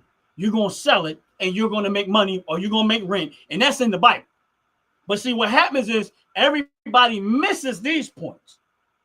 They miss these points because they're too busy waiting for them to itch their ears with something exciting. Yeah. You know what I'm saying? And so my thing is this is that you're either going to be a victim to this or you're going to be, let me tell you something. People say America is the greatest country in the world. When I really paid attention to America, and this is a financial thing that I learned a long time ago. The Bible said if a man don't work, he shouldn't eat. I agree. That's one thing. Go potty. And I agree 100%. So if you really want to know how to make it in America, you look at how America was structured. You look at how our financial system operates. You got to understand you're either going to be a victim or you're going to be a beneficiary. I know that people are going to buy, they're going to have to pay water bills, they're going to have to pay electric bills, they're going to have to pay all of these bills. They're going to have to pay car insurance, they're going to have to pay mortgages, they're going to have to pay all this stuff. So I either going to be on the beneficiary side or I'm going to be on the victim side. And you're that right there is up to me when I get my paycheck and what I do with it. I treat investing the same way I treat my bills. I got to put something in every time. That's it. Go ahead, Jeff. Yeah, there's so many people who look at the opposite of that. They don't want to do it. They don't want to do it. Look at the simplest things. Look at the simplest things. Okay. When most people go get a new apartment, they have to get a lease, right? Yep. They don't read the lease. They don't read it. They just sign it. Nope. Most people have cell phones. They go in to get a cell phone. Do they read the contract? Absolutely not. Nope. A lot of people go out there and finance cars. Do they read the fine print on the applications? Absolutely not. Nope. Do they know that the bank has offered the car dealership a different loan number and an actual APR? But the dealership says, no, the bank put you at this number and we could get you this number. Yep. Without even knowing that the bank actually offered a lower APR, but the car dealership wants more money for themselves. Tack that on it, and they can legally do it. Absolutely. So now, every time you make that, and what Jay is saying, every time you make that payment, they getting a portion of that very same car that's already paid for. Every time you make a payment, they get a portion. That's where they making money at. And they know that the average American, like Jay said, not going to know that and pay attention. My bad. That's right. Yo, go ahead, bro. And that's why, and to piggyback off of that, that's why so many people are upside down with their car note. That's one. Most people get addicted because they don't know that they're either a yearly lease or they're in a month-to-month. Back to what we were talking about in the very beginning, on the five, like you said, 5 guys living in the apartment, neither one of them wanted to change a light bulb. Same thing, because they're lazy. They're lazy and they want the system. They think that this is what is right for them. No, do right by yourself. Bottom line, stop waiting for someone else to do it for you. Just do it. I mean, when we used to live up north, I'll tell you like this. I abide by the rules as much as I can. We rented an apartment up north, right? Now, of course, it's necessary. I started realizing it's very, very difficult to buy a house up north. So when we rented the apartment, a lot of times, the landlord would say, you cannot do anything to the apartment. Something's wrong, you got to call us. We'll send the maintenance team over there. The maintenance team will come over and put a Band-Aid on a hole. You don't put a Band-Aid on a hole. It doesn't make sense. Okay? So I get upset. I'm like, okay, well, you're talking my field. I'm going to go get some cop. I'm going to go get some sheetrock. I'm going to get some plastic. I'm going to fix the hole myself. It costs me money to fix it, but yet I know I'm living comfortably. Now, anybody who lives in a big city, there's one thing, or actually there's 2 things that you can't get rid of. Roaches and rats. You live in a big city, you're going to have to confront them. It's plain and simple. Whether it's a house, whether it's an apartment, you're going to confront them. Why do I have to wait once a month or once a month for an exterminator to come? And I know I got rats and roaches in the building because I got a whole bunch of other people who are nasty, don't care about how they live. Why does my apartment have to be like everybody else's? What's the first thing I'm going to do? Exactly. I'm going to get rat and roach stuff to keep them out, right? I can tell you right now, in the apartment that we used to live in up north, never, after I fixed it, seen a roach or a mouse or a rat in it. But yet, all the other apartments, rats and roaches all over the place. Why? Because I took the extra time to make sure that they couldn't come in. Most people, on the other hand, would do the opposite. I couldn't live like that. I couldn't. So it comes back to how people just don't want to do what's needed. Yep. It's not. They don't. And that's the problem with people. So now, of course, it's easier to blame someone else than to take ownership and accountability. Why is that? Why is that? Why? I could not understand that part. Why is it easier to blame someone else as opposed to taking ownership? If I can't get my car fixed, guess what? I got to take it to somebody. Accountability is a thing. Accountability is kryptonite. It is. It is. It is. I mean, it's a funny story. I mean, I used to watch, there was a show called 2.5 Men with Charlie Sheen many, many years ago. Oh, that's my show, man. I love that show. Man, I used to love that show too. The wife says he's a narcissist. That show was hilarious. It was. It really was. Say what you wanted to say. Charlie was a brother. Look here now. What? In so many ways, another. The funniest thing was, I remember when I first started hearing him saying, well, I got a guy for that. And I got a guy for that. I got a guy for that. I got a guy for that. And then Alan would turn around and say, but you can fix it. He goes, no, I got a guy for that. I'll pay somebody for that. That's the way a lot is actually true to that story. A lot of people in society would prefer to pay somebody to do it, but they won't do it themselves. I mean, look, I think it was just one of the segments we was talking about how, I don't know if it was you and I and Out the Pit, where we were talking about teaching your woman that you're involved with. The woman, the wife, the girlfriend, the person you're involved with that you're bringing a life in complete harmony with, teach her how to change a flat tire. Because she's driving down the road. Why does somebody else have to change a flat tire? She should know how to do it. Because that guy that pulls over to change that flat tire is going to try to hit on her. And then if he has a good tongue, it may or may not happen. But why put her in that predicament? Right. Why put her in that predicament? Or even like this, biggest thing. I like to eat. I'll be damned if my wife doesn't know how to cook. We have a problem. I'm just saying. I mean, I want to cook it one day. If you don't know how to cook, we're starving. Guess what? We got a problem. Because I'm going to be one angry family. Right? It's the same thing. The same thing. Why do we have to wait on this? Then you go, okay, the wife said this to me the other day, and it was very, very funny. She said, we're going to spend money to go to a restaurant where they may not cook the food the way we want it. You know what? True story. Look, we like IHOP. There's one particular IHOP that we go to a lot. Right? Okay. We went one time at 11 o'clock at night to the same IHOP. We came back with 2 raw burgers. I kid you not. Burgers were raw. After waiting 20 minutes for a burger, damn thing was raw. Now I made a burger in 20 minutes. 20 minutes, that burger should be well done. That burger should have been like a hockey puck. And the restaurant was empty. It should be good and crunchy. Exactly. So I was angry. I was so angry. Because when I'm hungry, I get angry. I get hangry, right? I went the next day I went over the next day. The manager was like, I'm so sorry. Because she saw it in my face. I'm like, you talking to someone who ran the kitchen. You cannot explain to me. I don't care what the hell you tell me. The only excuse that I can understand is that the cook had to go and relieve his bladder and something else came out and he had to boo-boo and forgot to put the burger on and he knew he had a time ticket. That's it. Something of that nature. Because they don't take that long. Damn raw burger. Nobody in the damn restaurant. Nobody. That burger should not came back raw. And it's just people just don't care anymore. People don't care. No, they don't. So it's unfortunate. And picking back what you said real quick, buying stocks. Right. Ron, at this point, let the people be stupid. Let them not buy any more stocks. Let them keep spending. I need them to spend. I agree with you. And you know what, Jay? I see exactly where you're going with it. And it don't matter if I said it 1,000 times.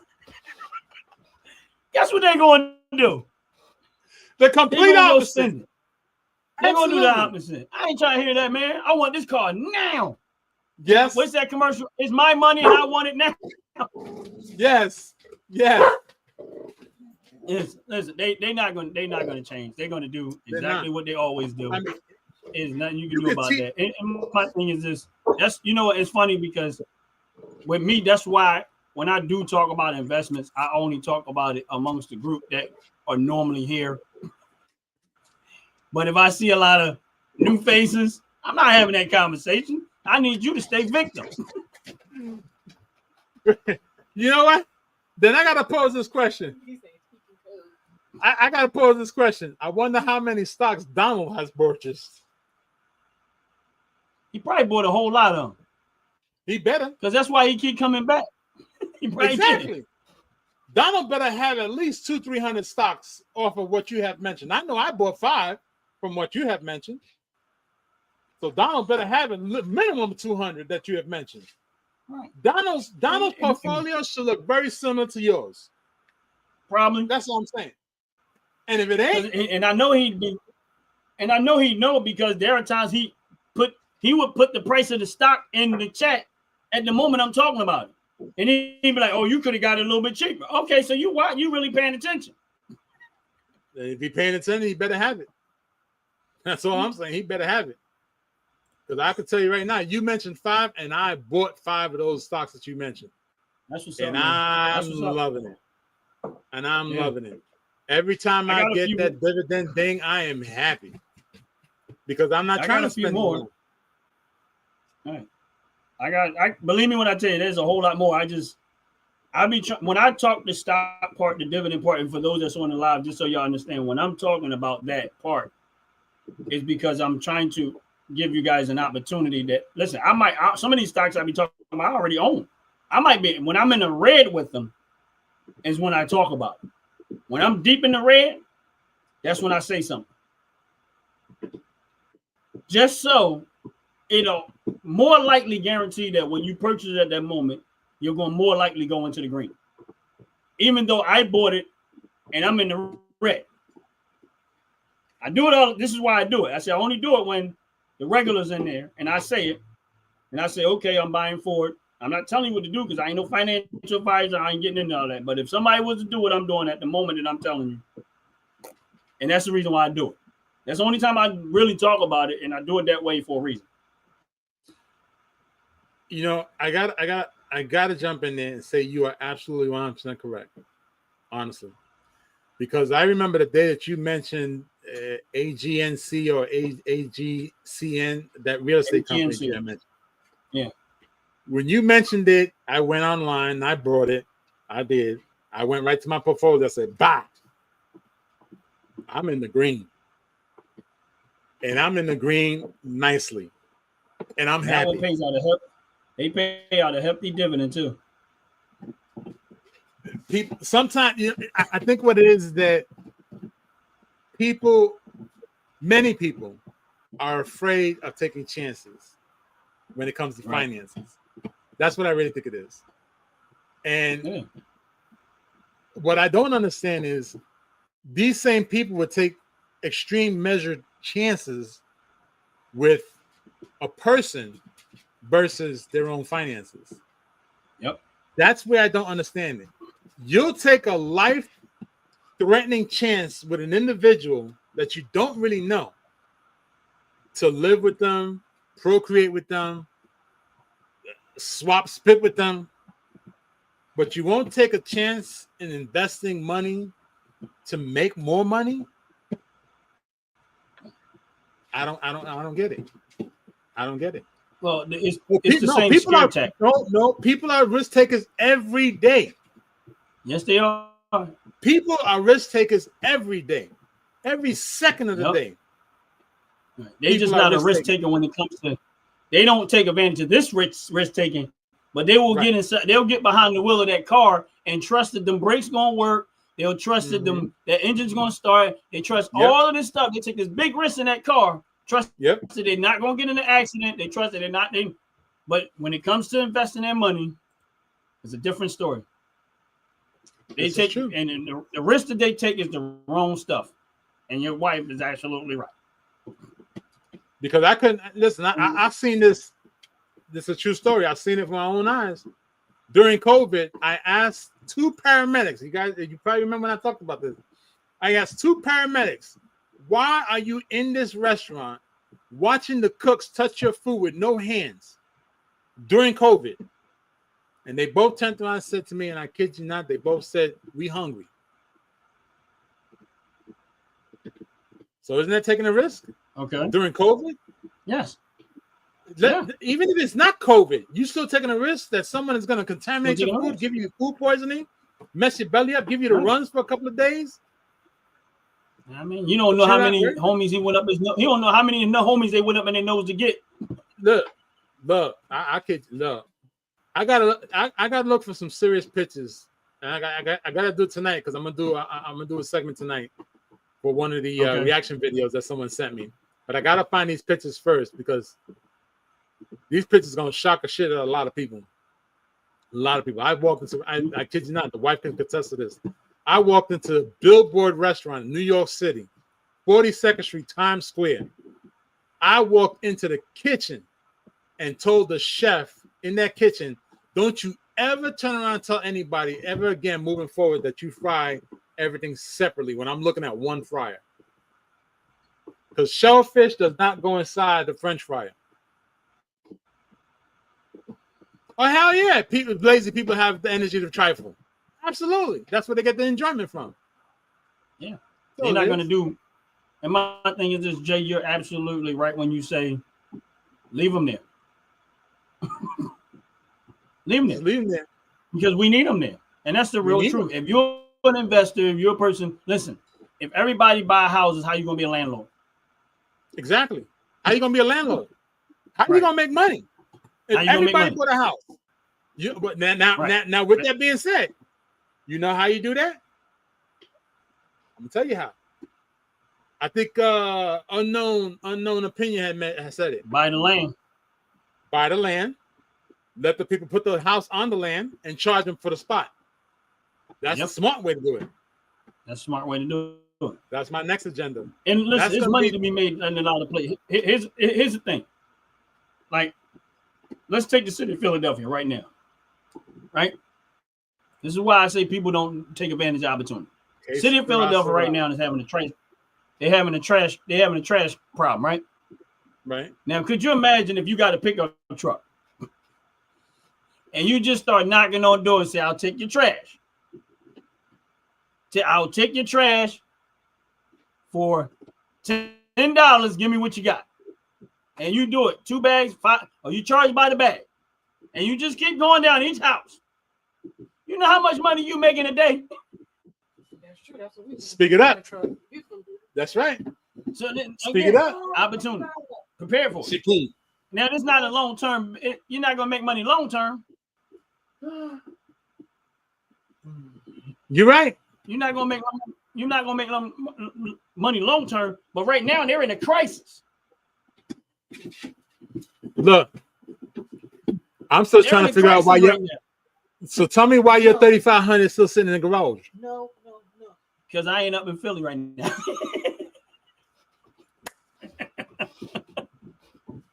Believe me when I tell you. And listen, if I was in need, believe me. Listen. My daddy taught me well when it comes to stuff like that. He said, "You always got to pay attention to opportunity. If I needed to be up there and it was like, oh, I need to make some money real quick, I'd never come home. I'll be like, see you when I see you. I already know that this. Listen, I used to do snow removal when I was doing contract work. You know, sometimes when you're doing contract work, it shuts you down because you can't do nothing because of snow. I had all my snow stuff. I do snow removal. I'm not missing no beat. And one day I would make $2,000-$3,000 because I'm out there moving snow all day long. And just like even when people getting stuck with their cars, I had a big truck. Oh no, you ain't got to shovel that car out. I'll tell you what I got. I'll hook you up and I'll pull you right out of that parking spot. You ain't got to do none of that stuff. You got to get to work. I'll make sure you get there. Bam. And I would do that all day long and make easily a couple of grand in a day because I'm out there. And all I need is, and that's the reason why I've always had a big truck is because I know that those opportunities are going to come. Look, and when they do, I did the same thing when I had my truck. No more, but when I had my truck, I had a battery charger in the back. I had a shovel in the back in the wintertime, and I had a whole bunch of bags of cat litter for the wintertime. Okay. Why? Okay. Because many people have front wheel drive cars, but they didn't have the right. Their tires were bald in the front, so they were not gripping anything. I had the battery jumper because a lot of people didn't pay attention to their batteries. Batteries go dead in the wintertime because the temperature drop and the battery is not successful in that. So guess what? You need a jump? Give me $50. I take Cash App. I take EBT. I take credit cards.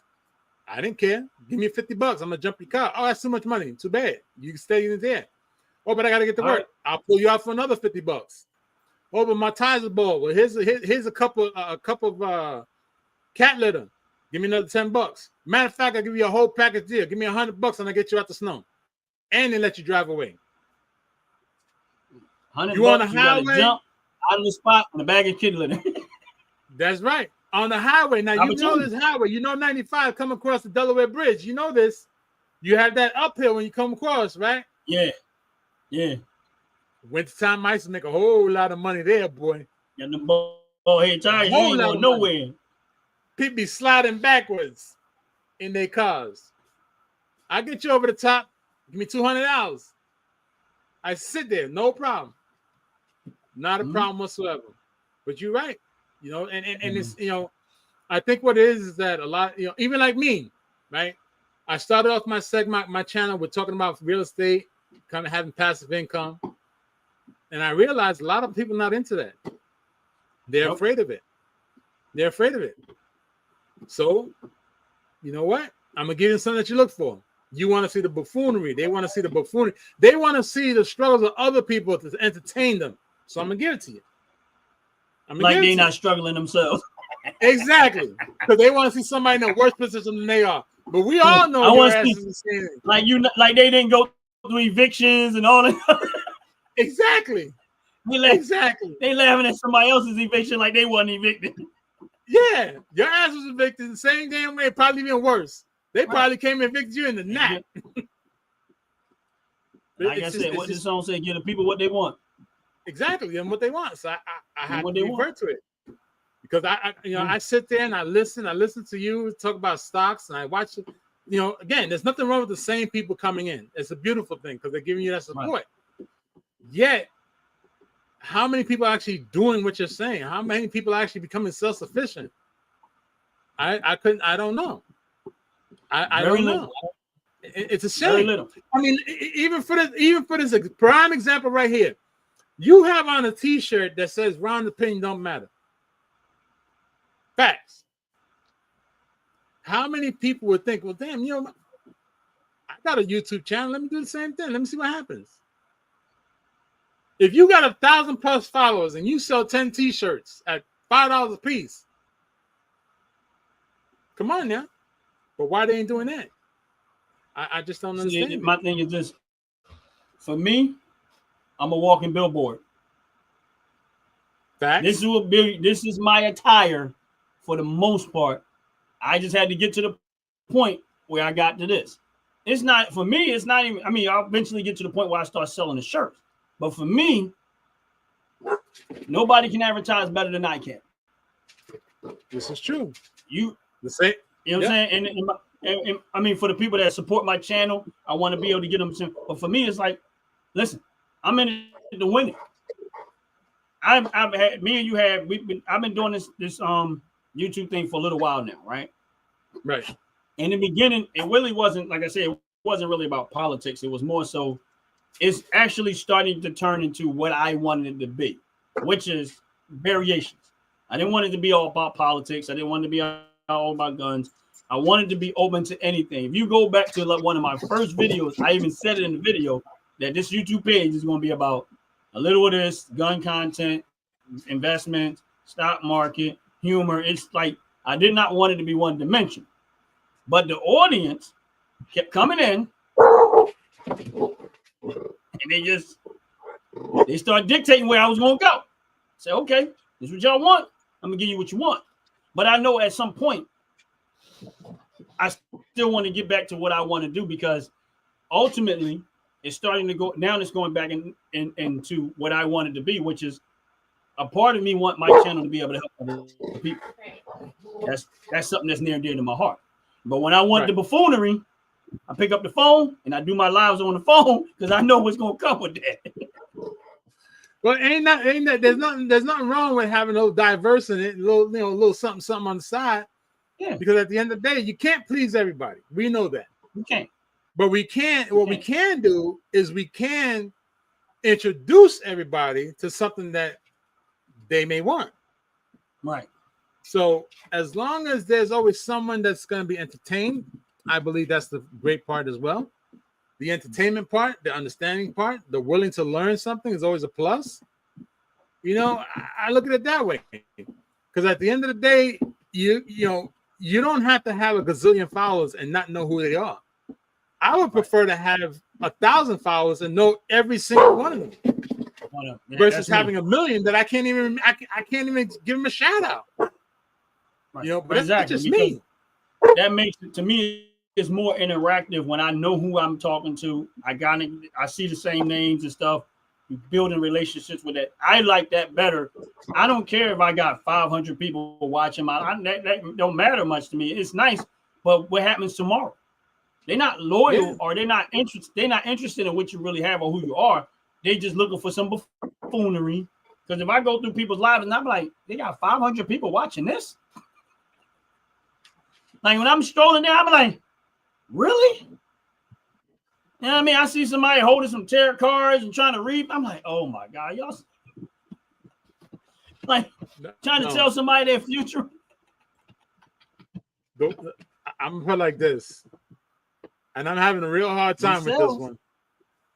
Ron, I'm having a real hard time with this one. And anybody who's watching, anybody who's listening, this is just my opinion, and it does matter because it's my opinion.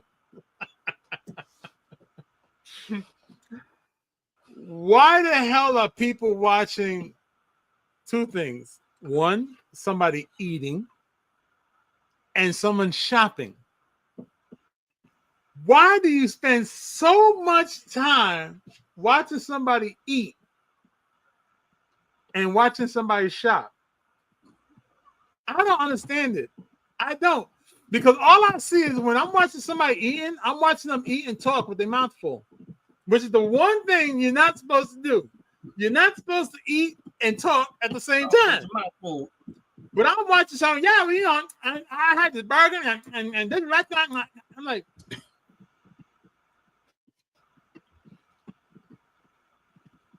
That's what, hey, and look, the one shopping. My thing is this. The one shopping. Hold on. One more. Why do I need to watch somebody else spend money that I ain't got? I'm trying to figure that one out there. What? If I ain't got the money to shop for myself, why am I sitting there watching somebody else shop? They ain't getting nothing for me. They ain't buying. They're not even asking me, do you want something? No, they just stay shopping. So why am I sitting there for a whole hour watching somebody shop at Walmart? Why? And my thing is this, that goes to show you the society that we in. But hell, nobody want to watch me make a candle. They'll flip past me.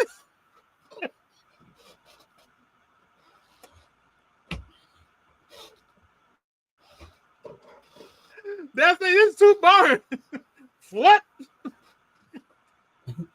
But let me sit there. You know what? Well, because your channel, and that means it requires some type of accountability. It's like, what? Oh no, we don't want accountability. You might be right. I may have to turn around and start doing this.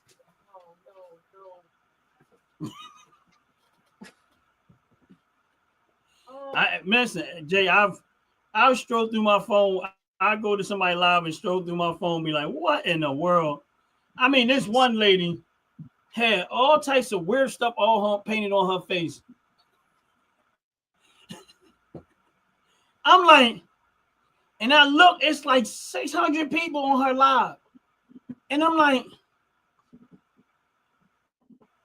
yeah, this is why we in the society that we in. Y'all rather watch somebody with all of this clown stuff all over their face, looking like it. This comes back to something that's really, really funny to me. See, we had this thing many years ago. It was called the thinking room, right? Okay. I wonder if I sat inside my thinking room the way I normally do, would I get 600 people to sit there and watch me think? You stay there long enough. Listen, I kid you not. There was this lady that popped up on, like, you know how you strolling through the live? She was laying in the bed sleep. And there's a dog right there. She literally laying in the bed sleep. And it's like 700 people on her live. And all you hear is, I'm like, you sleep. But that's, hey, that's what my point is. You don't have to be gimmicky. Look, I got mad love for little nephew. I got mad love for him, right? The little nephew showed me a couple of things.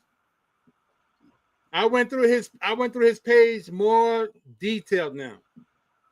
I've seen well over 5 videos of the rabbits with hundreds of likes, hundreds of viewers on the video. And all I said to myself is, why? What is so fascinating about a person watching a rabbit just poop? Do nothing. Poop. That's what rabbit. It just poops. So I'm like, okay, well, what the heck? Like, where is this? Where is this world of society that's getting entertained by just nothing? Is it safe to say that people just have really effed up lives and they just find anything that's better than theirs, they're gonna watch it? No, rabbits are not beautiful. No. But bunnies are. No. That's like watching a goose. walk up on the land and just start eating and pooping. Jay, you think about it. When why do you think I go when I go fishing? I clip them fish videos and put out shorts of them fish videos because I already know. You see that video I did with a deer outside? Yeah. And you said deer, and all I did was talk. You know, hey deer. That deer couldn't hear nothing I was saying. Not a damn thing. Didn't hear that. But you got over 700 likes on that video. Right, and it's like people. Right. Once I start paying. Listen. That's why I have no. I don't care what I put out. I'll put it. My buddy told me a long time ago. Video take them dogs. That's exactly what I was saying. That's what I was about to say. I'm gonna put on a whole different channel with a camera outside my house just to watch the birds come by and the bugs climb over the camera. I'm gonna see exactly how many likes I get out of that shit there. And we got some bugs. Don't even turn it off. Just let it run. No, I'm gonna let it run. Never shut off. It's just gonna run 24/7. And I'm gonna see that, and I'm gonna chip it just to see what happens. Because we got some excitement down here. We live in a dome. We got some. I can leave this camera up. Hold on. Ron, you need hold on now. I gotta ask this question. Okay. Ron, I've never seen this in my entire life. Did you know frogs live inside the dirt? They dig holes in the ground. Did you know that? Did you know that frogs live in species? I got some in my yard. I never knew a frog would dig a hole in the ground to live in. I never knew that. I never knew that neither until I seen it in my yard. I just seen it the other day. It shot the shit out of me. I was cutting the grass. And I seen this little thing sticking out of the hole. I thought it was a twig. I went to hit it, damn thing jumped. That's how I found out. I never knew frogs.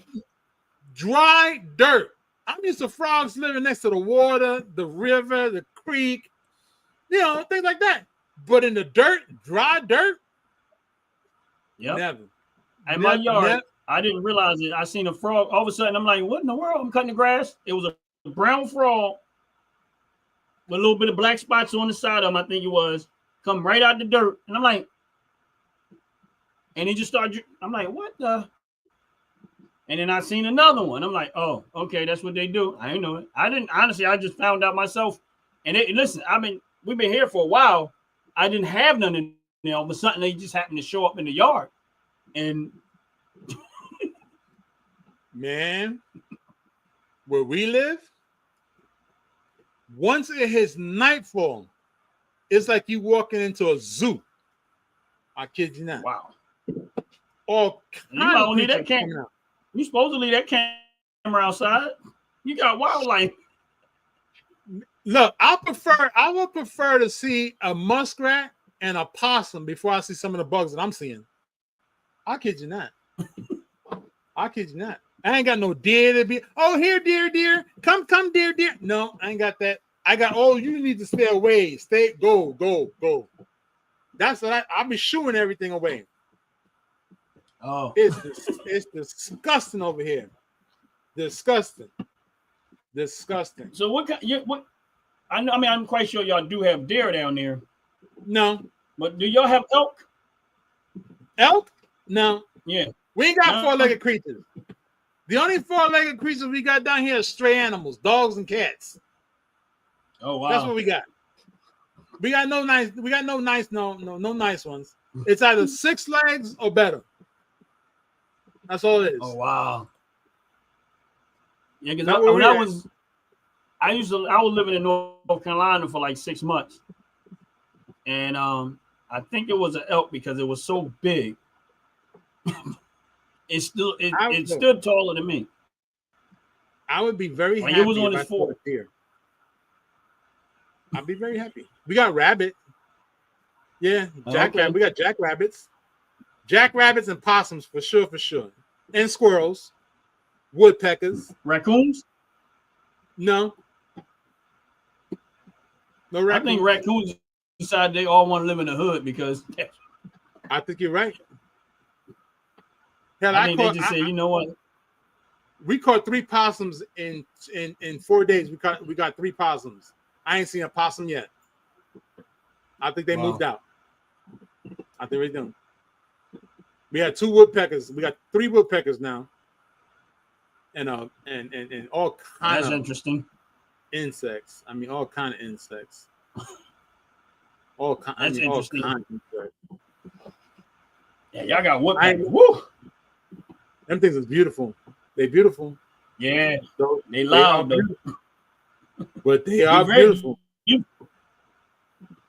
They're beautiful. When they start pecking at that tree, that's the only bad thing. We had a tree fall down this a few weeks ago. We had a tree fall down near the house. Yeah, that's true too. I didn't realize how loud that was. Yeah, them jokers is loud. Yeah, they loud when they hit them trees. Yeah, it is. Yeah, we got a lot of deer around here, man. We have a lot. Like, it is not uncommon to see deer around here. I really would like to see some deer. I put it like this. We got to drive 10 minutes. There's a family that has a farm of roosters, like 10 minutes away from us. They got roosters. And about 10 minutes in another direction, we got a family that has horses. And then we got about a 30-minute drive. We got cattle on the other side. But that's about it. We ain't got nothing over there. No. Wow. So it's very quiet, very quiet. Yeah, here I see a lot of deer. I see rabbits, possum, groundhogs.